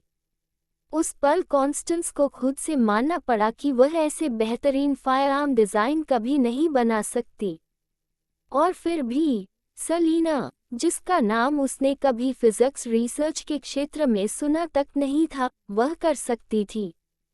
ये पहली बार था जब कॉन्स्टेंस ने अपने ही क्षेत्र में इतनी करारी हार का बोझ महसूस किया था। उसके मन में जो अंतर पैदा हुआ, वह कल्पना से परे था। लेकिन कॉन्स्टेंस ने अचानक आंखें खोल दी, जिनमें ठंडी चमक थी। वह कभी हार नहीं मानेगी, खासकर सेलिना से तो बिल्कुल नहीं।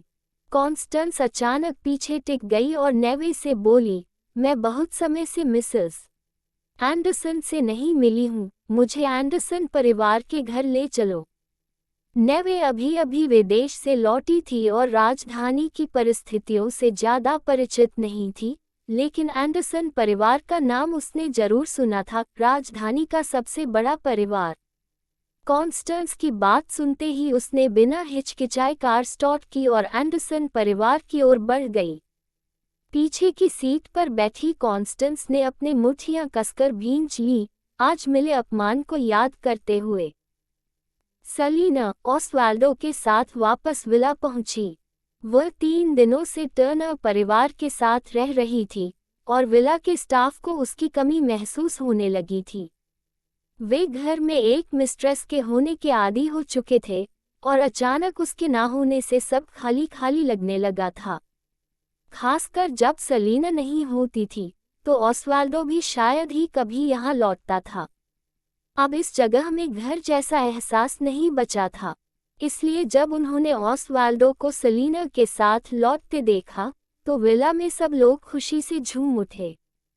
हेड बटलर ने आगे बढ़कर कहा, मैडम सेलिना, आप वापस आ गईं। सेलिना मुस्कुराए और बोली, नो, अंदर आइए, मैं किचन को खाना तैयार करने के लिए कहता हूँ। टर्नर परिवार के साथ 3 दिन रहकर आप थोड़ी पतली हो गई हैं। सेलिना कुछ बोल ही नहीं पाई। तकनीकी तौर पर टर्नर परिवार ही उसका घर था, फिर भी ऐसा लग रहा था जैसे वह सिर्फ 3 दिन बाहर रहकर कोई बड़ी मुश्किल झेल कर लौटी हो। सेलिना बाथरूम में जाकर हाथ धोकर बाहर आए और डाइनिंग टेबल पर बैठ गई। ऑस्वाल्डो पहले से ही उसके सामने बैठा हुआ था। सेलिना ने हल्की मुस्कान के साथ उसकी ओर देखा और कुछ बोलने ही वाली थी कि तभी लेया भागती हुई आई। मैडम सेलिना, मिस हैटी का फ़ोन है। सेलिना ने फ़ोन लिया। हैटी। फ़ोन के दूसरी तरफ से हैटी बोली, सेलिना, कॉन्ग्रेचुलेशंस। उसे जाहिर तौर पर रिसर्च इंस्टीट्यूट में हुई सारी बातों का पता चल चुका था। सेलिना हल्के से मुस्कुराई, रिडल परिवार में तुम कैसी हो, हैटी? मैं ठीक हूँ, चिंता मत करो, सेलिना। मेरे भाई के रहते कोई मुझे परेशान करने की हिम्मत नहीं करता। सेलिना ने हैटी की आवाज़ में झिझक महसूस की और धीरे से पूछा, हैटी, क्या तुम मुझे कुछ बताना चाहती हो? हैटी एक पल के लिए चुप रही, फिर बोली, कुछ खास नहीं, सेलिना। मैंने सुना है कि एंडरसन परिवार 3 दिन बाद टर्नर परिवार के पास शादी का प्रपोजल और गिफ्ट्स लेकर आने वाला है। क्या ये सच है? सेलिना अचानक चौंक गई। उसने सिर उठाकर सामने बैठे ऑस्वाल्डो की तरफ देखा और उसकी नज़रें उस आदमी की नर्म लेकिन अजीब सी काली आंखों से टकरा गईं। वह मुस्कुरा रहा था, जैसे सेलिना की सवाल भरी नज़रों को समझ ही नहीं रहा हो। सेलिना का चेहरा हल्का लाल हो गया। उन्होंने तो सिर्फ टर्नर परिवार के घर जाने का प्लान बनाया था, ये शादी का प्रपोजल और गिफ्ट्स देने तक कैसे पहुंच गया? ऑस्वाल्डो हल्का हंसा। ग्रैंडफादर अपने ग्रैंडचाइल्ड को गोद में लेने के लिए बहुत उत्साहित हैं। सेलिना का चेहरा ही नहीं, उसके कान भी लाल हो गए। वह आदमी बिना पलक झपकाए उसे देख रहा था। उसकी मुस्कान इतनी नर्म और खूबसूरत थी। सेलिना, तुम टर्नर परिवार को बता चुकी हो कि तुम मेरी वाइफ हो। अगर एंडरसन परिवार ने पर्याप्त ध्यान नहीं दिखाया, तो टर्नर परिवार क्या सोचेगा? सेलिना ने पलकें झपकाईं और अचानक उसके शब्दों का मतलब समझ गई। सच तो यही था, उसने पैट्रिक से सब कुछ ईमानदारी से कह दिया था, और सख्ती से देखा जाए तो अब वह एंडरसन परिवार की बहू ही थी। टर्नर परिवार की इकलौती बेटी को 19 साल की उम्र में अगवा कर लिया गया था, और वे पहले ही बहुत दुखी थे। अगर एंडरसन परिवार ने कोई कदम नहीं उठाया तो टर्नर परिवार क्या सोचता? अब उसे समझ आया कि पैट्रिक इतना नाराज होने के बावजूद एंडरसन परिवार के प्रपोजल पर राजी क्यों हो गया। दरअसल ये जाल तो उसने खुद ही अपने लिए बिछा लिया था। ऐसा लग रहा था कि ऑस्वाल्डो बस उसकी बनाई गड़बड़ी को संभाल रहा था।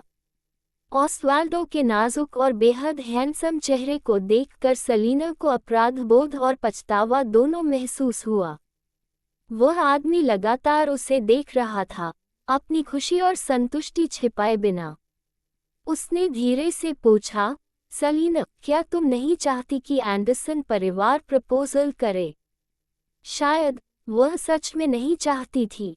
सेलिना ने अपने जलते हुए कानों को दबाया, उसकी नज़रों से बचते हुए हल्का सा खांसी और हैटी से बोली, हाँ, ये सच है। अगर हैटी तक ये खबर पहुंच गई थी तो इसका मतलब राजधानी में सबको पता चल चुका था।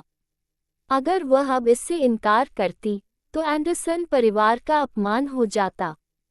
सेलिना के बोलते ही फोन के दूसरी तरफ से खुशियों भरी हंसी सुनाई दी। सेलिना का चेहरा और ज्यादा लाल हो गया। शायद हैटी ने यहाँ की बातचीत भी सुन ली थी। वह थोड़ा नाराज होकर बोली, सेलिना, ऑस्वाल्डो ने बिना पूछे ये सब किया। तुम्हें उस पर गुस्सा होना चाहिए। ऑस्वाल्डो ने गहराई से उसे देखा और हल्का हंसते हुए बोला, सेलिना, क्या तुम मुझसे नाराज हो? सेलिना हल्का सा खांसी और बोली, हैटी, अगर तुम्हारे पास टाइम हो तो तुम मुझसे मिलने आ सकती हो। फोन के दूसरी तरफ हैटी ने ऑस्वाल्डो की बात सुन ली और उसे अचानक एहसास हुआ कि उसने बेवकूफ़ी भरा सवाल पूछ लिया था। उसका पहले से खराब मूड और ज्यादा भारी हो गया। सेलिना का ऑस्वाल्डो के प्रति इतना प्यार और लाड देखकर वह उस पर गुस्सा कैसे कर सकती थी? क्या वह घुमा फिराकर ऑस्वाल्डो की मदद ही नहीं कर रही थी, सेलिना से उसका प्यार कबूल करवाने और उसे जल्दी हासिल करने में? हैटी ने ठंडी आवाज में कहा, सेलिना, मैं अभी बाहर जा रही हूँ, जल्दी तुमसे मिलने आऊंगी। फोन काटते ही वह तेजी से बाहर भाग गई। सेलिना ने फोन एक तरफ रखा और सामने बैठे उस आदमी की उम्मीद भरी नजरों से बचते हुए चुपचाप खाना खाने लगी। लंच के बाद सेलिना ने अपने कमरे में आधे घंटे की नींद ली। क्योंकि साइकियाट्रिस्ट ने कहा था कि हैटी की मानसिक हालत के लिए उसे ज़्यादा पॉजिटिव लोगों के साथ रहना चाहिए, इसलिए सेलिना उसे बाहर घुमाने ले गई। एम्यूजमेंट पार्क के कैफे में बैठकर सेलिना ध्यान से हैटी के चेहरे को देखने लगी। हालांकि वह अभी भी थोड़ी पीली लग रही थी, लेकिन पहले से काफ़ी बेहतर थी। इसका मतलब था कि रिडल परिवार में उसके साथ कोई बुरा व्यवहार नहीं हुआ था। लेकिन असली वजह याद करते हुए कि हैटी की हालत क्यों सुधरी थी, सेलिना ने हल्की सी सांस भरी। हैटी ने सोचा सेलिना चिंता कर रही है, इसलिए बोली, सेलिना, चिंता मत करो। मेरे भाई के रहते वो आदमी मुझसे उलझने की हिम्मत नहीं करेगा।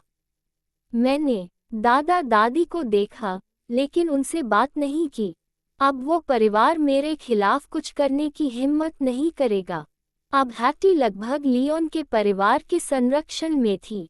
लियोन के माता पिता के होते हुए हैटी की रोजमर्रा की जिंदगी को लेकर ज्यादा चिंता करने की जरूरत नहीं थी।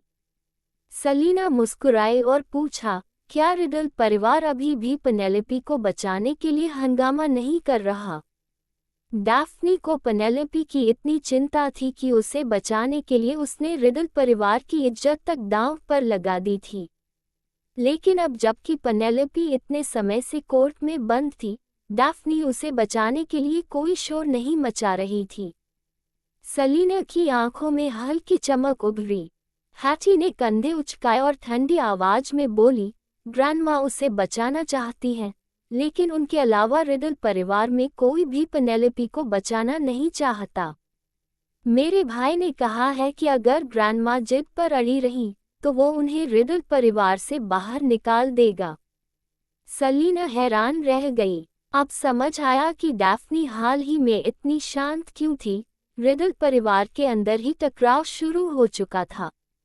रिडल परिवार के लोग कभी ये बर्दाश्त नहीं कर सकते कि परिवार में शादी करके आए एक औरत दो बाहरी लोगों के लिए असली खून के वारिसों के साथ इतनी बेरहमी से पेश आए।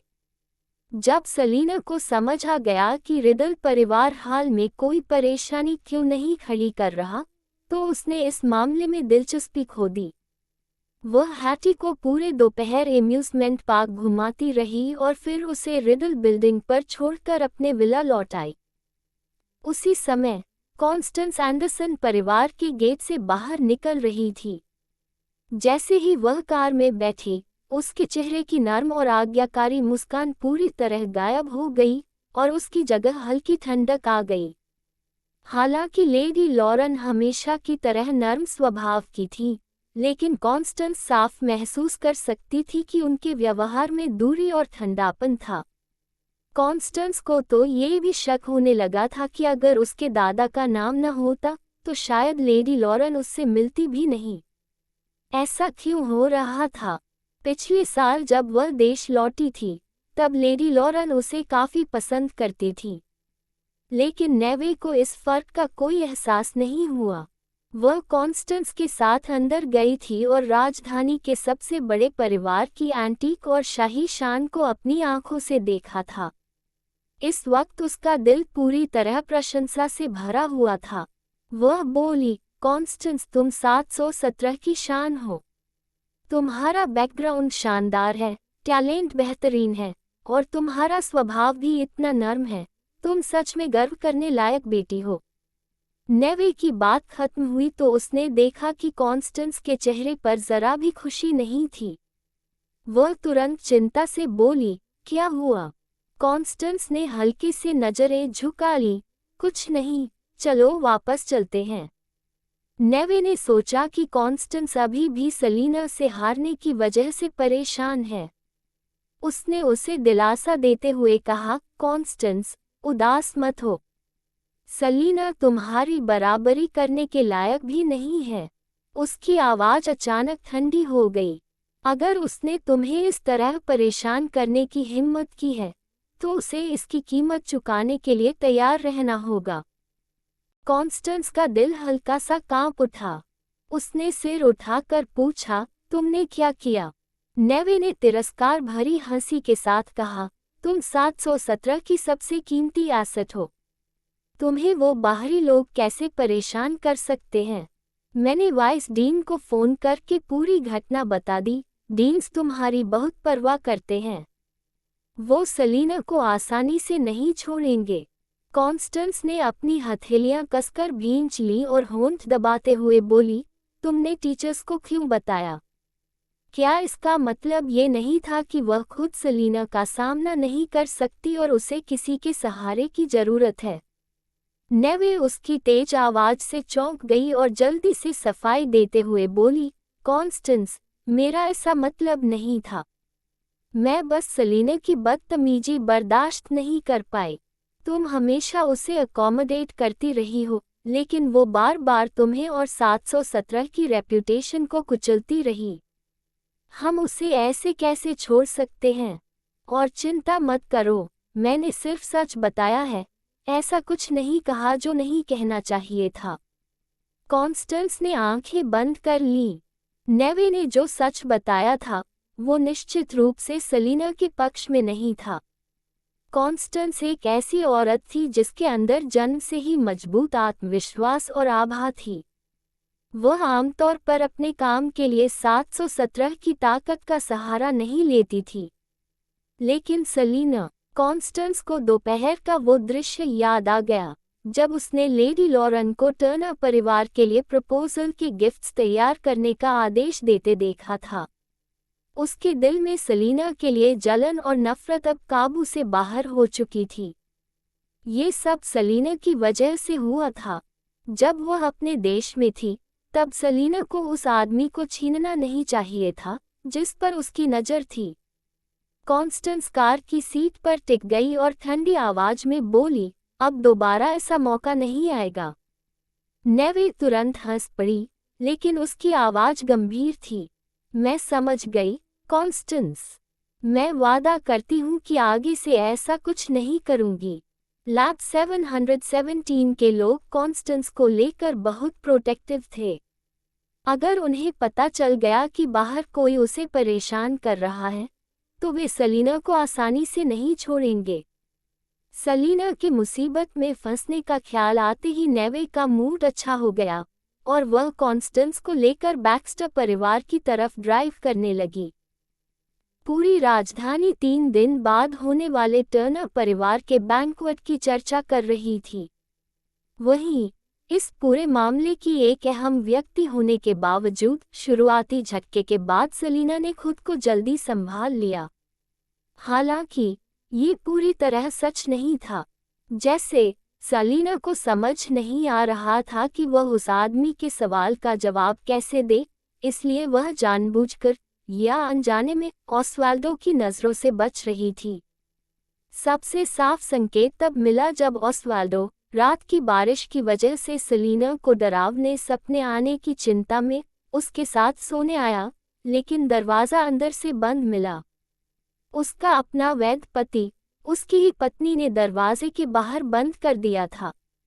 ऑस्वाल्डो ने बंद दरवाजे को कुछ देर देखा, फिर नजरें झुका लीं। उसने अपने दिल की अंधेरी भावनाओं को दबाया और उसके चेहरे पर नर्म लेकिन खतरनाक सी मुस्कान उभर आई। लेकिन उसने जबरदस्ती अंदर घुसने की कोशिश नहीं की और वापस अपने कमरे में चला गया।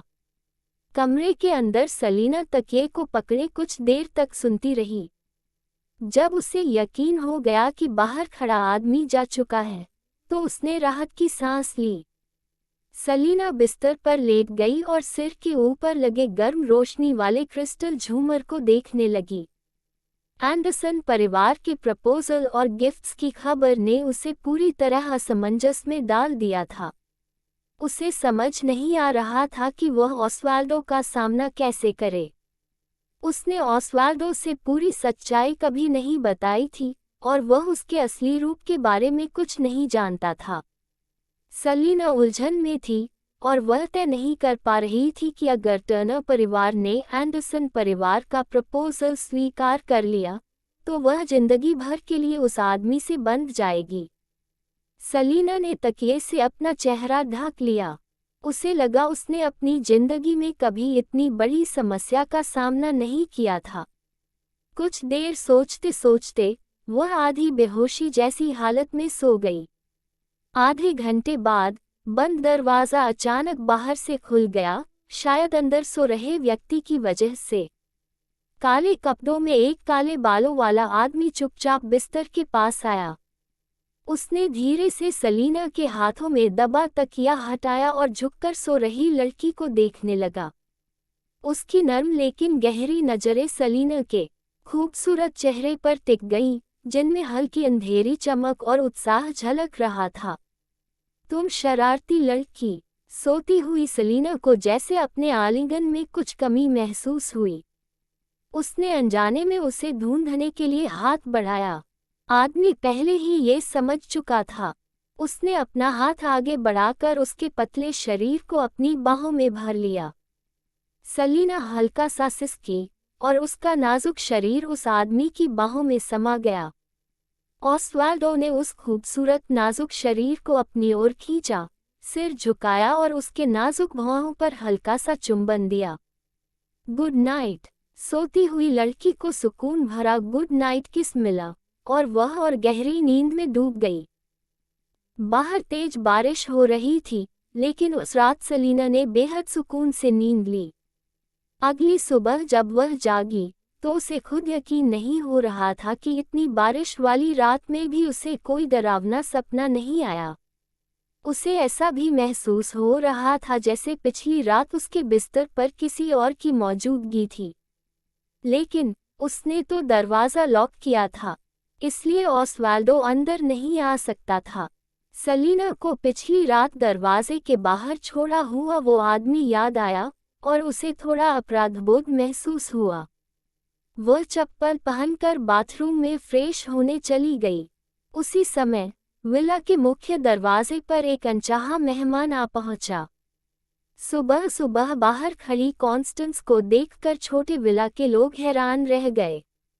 सलीना द्वारा लगाए गए ओस्वाल्डो के लोग ज्यादातर एंडरसन परिवार के बुजुर्ग सदस्य थे और वे स्वाभाविक रूप से कॉन्स्टेंस को पहचानते थे। अगर सामान्य हालात होते तो कॉन्स्टेंस की उत्कृष्टता और सिर्फ इस बात से कि वह दिवंगत मिस्टर बैक्स्टर की पोती थी, सभी उसका गर्मजोशी से स्वागत करते। लेकिन रिसर्च इंस्टीट्यूट की कल की घटना पूरी राजधानी में फैल चुकी थी। सबको पता था कि कॉन्स्टेंस और सेलिना रिसर्च डिपार्टमेंट के प्रमुख पद के लिए मुकाबला कर रही थीं। और कॉन्स्टेंस की असिस्टेंट ने सबके सामने सेलिना पर ट्रॉफी फेंकी थी। छोटे विला के लोग, जो लंबे समय से सेलिना को बहुत मानते थे, इस बात से बेहद नाराज थे।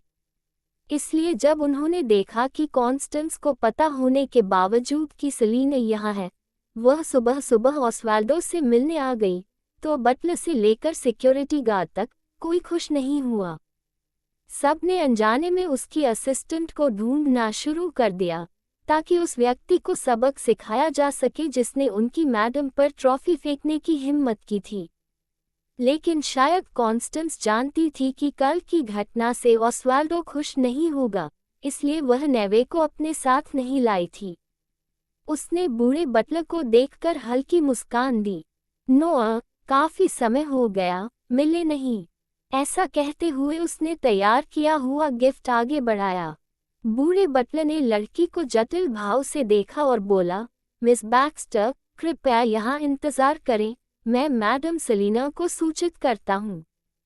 इतना कहकर वह मुड़ा और अंदर की तरफ चल दिया। कॉन्स्टेंस के चेहरे की मुस्कान हल्की सी जम गई। जब सेलिना वापस लौटी थी, तब एंडरसन परिवार ने उसका स्वागत तो किया था, लेकिन उनके साथ उसका रिश्ता बहुत ज्यादा घनिष्ठ नहीं था। मगर इस बार सिर्फ लेडी लॉरेन ही नहीं, बल्कि एंडरसन परिवार के बाकी सदस्य भी उससे कुछ दूरी बनाए हुए लग रहे थे। कॉन्स्टेंस ने यह बात साफ साफ सुन ली। बटलर मैडम सेलिना को रिपोर्ट कर रहा था, यंग मास्टर को नहीं। यह एक साफ संदेश था कि एंडरसन परिवार के सभी लोग सेलिना को घर की मिस्ट्रेस के रूप में स्वीकार कर चुके थे। अगर सेलिना उसे अंदर आने की अनुमति न देती, तो शायद आज उसे उन दो दरवाजों से अंदर आने का हक भी नहीं मिलता। इस फर्क का भार कॉन्स्टेंस ने गहराई से महसूस किया, और उसका चेहरा धीरे धीरे और ठंडा होता चला गया। पुराना बटलर हॉल में आया और देखा कि ओस्वाल्डो नीचे खड़ा था, चेहरे पर कोई भाव नहीं, जैसे सेलिना के नीचे आकर उसके साथ नाश्ता करने का इंतजार कर रहा हो। बटलर धीरे से बोला, यंग मास्टर, मिस बैक्स्टर आए हैं। ओस्वाल्डो ने बिना किसी अतिरिक्त भाव के कहा, उन्हें मत मिलो। इतना कहकर उसे ऊपर वाली छोटी शरारती लड़की याद आई, जो जानबूझकर उससे बच रही थी। उसने तुरंत अपना फैसला बदला। उसे अंदर आने दो। बटलर हैरान रह गया।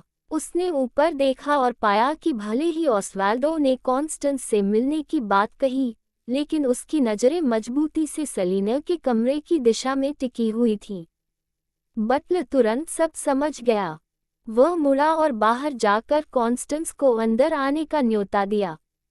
जब कॉन्स्टेंस हॉल में दाखिल हुई, उसने देखा कि काले बालों और काले कपड़ों में खड़ा वह आदमी अकेला था।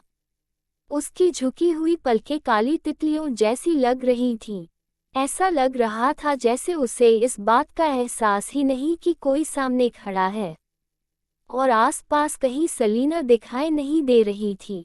कॉन्स्टेंस ओस्वाल्डो की ठंडे स्वभाव की आदी थी, इसलिए उसे बिल्कुल बुरा नहीं लगा, बल्कि वह मुस्कुराए। ओस्वाल्डो, काफी समय हो गया, मिले नहीं। ओस्वाल्डो ने उसकी बात पर कोई प्रतिक्रिया नहीं दी, जैसे वह उसके सामने मौजूद ही नहीं थी। लेकिन इससे कॉन्स्टेंस का उत्साह कम नहीं हुआ। उसने सामने खड़े उस हैंडसम आदमी को देखा और उसकी आंखों में हल्की सी उत्तेजना झलक उठी। ऊपर सलीना जब तैयार होकर नीचे उतरने लगी तो उसने देखा कि ऑस्वाल्डो और कॉन्स्टेंस आमने सामने खड़े थे, जैसे किसी बात पर चर्चा कर रहे हों। सलीना के कदम अचानक रुक गए। उसका खूबसूरत चेहरा थोड़ा असहज हो गया। कल रिसर्च इंस्टीट्यूट में जो महिला उसके साथ डिपार्टमेंट हेड के पद के लिए मुकाबला कर रही थी, वही आज इतने खुले तौर पर ऑस्वाल्डो के घर आ गई थी। नीचे जो आदमी अभी तक कॉन्स्टेंस को पूरी तरह नजरअंदाज कर रहा था, अचानक मुड़ा और ठंडी नजरों से उसे देखते हुए बोला, तुम यहाँ क्यों आए हो? कॉन्स्टेंस जानती थी कि उसने कल सलीना को नाराज किया था और इस आदमी के स्वभाव को देखते हुए उसका गुस्सा होना स्वाभाविक था। लेकिन वह गुस्सा होकर भी उसके साथ कुछ गलत नहीं करेगा, है ना? कॉन्स्टेंस ने उसकी बर्फ जैसी नज़रों का सामना किया और हल्की मुस्कान के साथ बोली, मैं तुम्हें 717 की कुछ इंटरनल इन्फॉर्मेशन देने आई हूँ। आखिर उसकी नज़रें ऑस्वाल्डो के चेहरे पर टिक गई और उसने नर्म और खुश मुस्कान दिखाए, उसी की वजह से मुझे 717 ज्वाइन करने का मौका मिला था। मैं तुम्हारा धन्यवाद करना चाहती हूँ। सीढ़ियों के कोने पर खड़ी सलीना, जो ये सब सुन रही थी, ये सुनकर हल्का सा भौहें चढ़ा बैठी। तो कॉन्स्टेंस का 717 में शामिल होना ऑस्वाल्डो की वजह से था। सलीना ने अपने दिल में उठ रही अजीब भावनाओं को दबाया और नीचे उतरने लगी। कदमों की आहट सुनकर कॉन्स्टेंस ने सिर उठाया और सचमुच सलीना नीचे आ रही थी। कॉन्स्टेंस मुस्कुराए, मिस्टर न, बिना बताए यहाँ आने के लिए सॉरी। उम्मीद है आपको बुरा नहीं लगा होगा। वह रुकी नहीं और आगे बोली, कल सब कुछ बहुत जल्दी में हुआ, इसलिए मैं खुद को ठीक से इंट्रोड्यूस नहीं कर पाई। मेरा नाम कॉन्स्टेंस बैक्स्टर है और मैं ऑस्वाल्डो की फ्रेंड हूँ। फ्रेंड? सलीना ने अनजाने में ऑस्वाल्डो की तरफ देखा। ऑस्वाल्डो के चेहरे पर कोई भाव नहीं था। उसने न कॉन्स्टेंस की बात की पुष्टि की, न ही उसे नकारा। वह बस अपनी गहरी, रहस्यमयी आंखों से सलीना को देखता रहा। सलीना ने अपनी बेचैनी दबाए और मुस्कुराते हुए बोली, मिस बैक्स्टर, अगर आप ऑस्वाल्डो की फ्रेंड हैं, तो आपका स्वागत है। कॉन्स्टेंस बिना पलक झपकाए ऑस्वाल्डो को देखती रही। जब उसने देखा कि ऑस्वाल्डो ने उसकी बात का खंडन नहीं किया, तो उसकी आंखों में खुशी की हल्की चमक उभर आई। वह कुछ कहने ही वाली थी कि अचानक ऑस्वाल्डो आगे बढ़ा, सलीना का हाथ थाम लिया और उसे डाइनिंग टेबल की ओर ले गया। सलीना, नाश्ते का समय हो गया है। आज सलीना थोड़ी देर से उठी थी। अगर वह और देर करती, तो शायद नाश्ते का समय निकल जाता। सलीना की घुमावदार पलकें हल्के से कांपीं। उसने ऑस्वाल्डो को देखकर पूछा, क्या आप मेरे साथ नहीं खाएंगे? ऑस्वाल्डो ने चालाक नजरों से उसे देखा और जवाब दिया, मैं पहले ही खा चुका हूँ। सलीना साफ तौर पर चौंक गई, क्योंकि वह इस बात की आदी थी कि जब भी वे साथ होते, वह हमेशा उसके साथ खाना खाता था। कुछ पल बाद उसने सिर उठाकर ऑस्वाल्डो के पीछे खड़ी कॉन्स्टेंस को देखा और पूछा, मिस बैक्स्टर, क्या आपने नाश्ता कर लिया? कॉन्स्टेंस मुस्कुराए, आपकी चिंता के लिए धन्यवाद, मिस्टर न। मैडम लॉरेन ने कल मुझे कुछ स्वादिष्ट पेस्ट्रीज भेजी थी और मैं खुद को रोक नहीं पाए, इसलिए वही नाश्ते में खा ली। सलीना की आंखों में हल्की चमक उभरी। उसने टेबल पर शेफ द्वारा बड़े ध्यान से तैयार किया गया नाश्ता देखा। कुछ पल बाद वह अचानक बोली, नोआ, आज मुझे नाश्ते में ब्रेड नहीं चाहिए। बटलर तुरंत बोला, मैडम सलीना, आप क्या खाना चाहेंगी? मैं अभी किचन से बनवा देता हूँ। सलीना मुस्कुराए, लेआ ने बताया था कि मेरी मदर इन लॉ ने कल बर्ड्स नेस्ट सूप भेजा था, मैं वही लेना चाहती हूँ।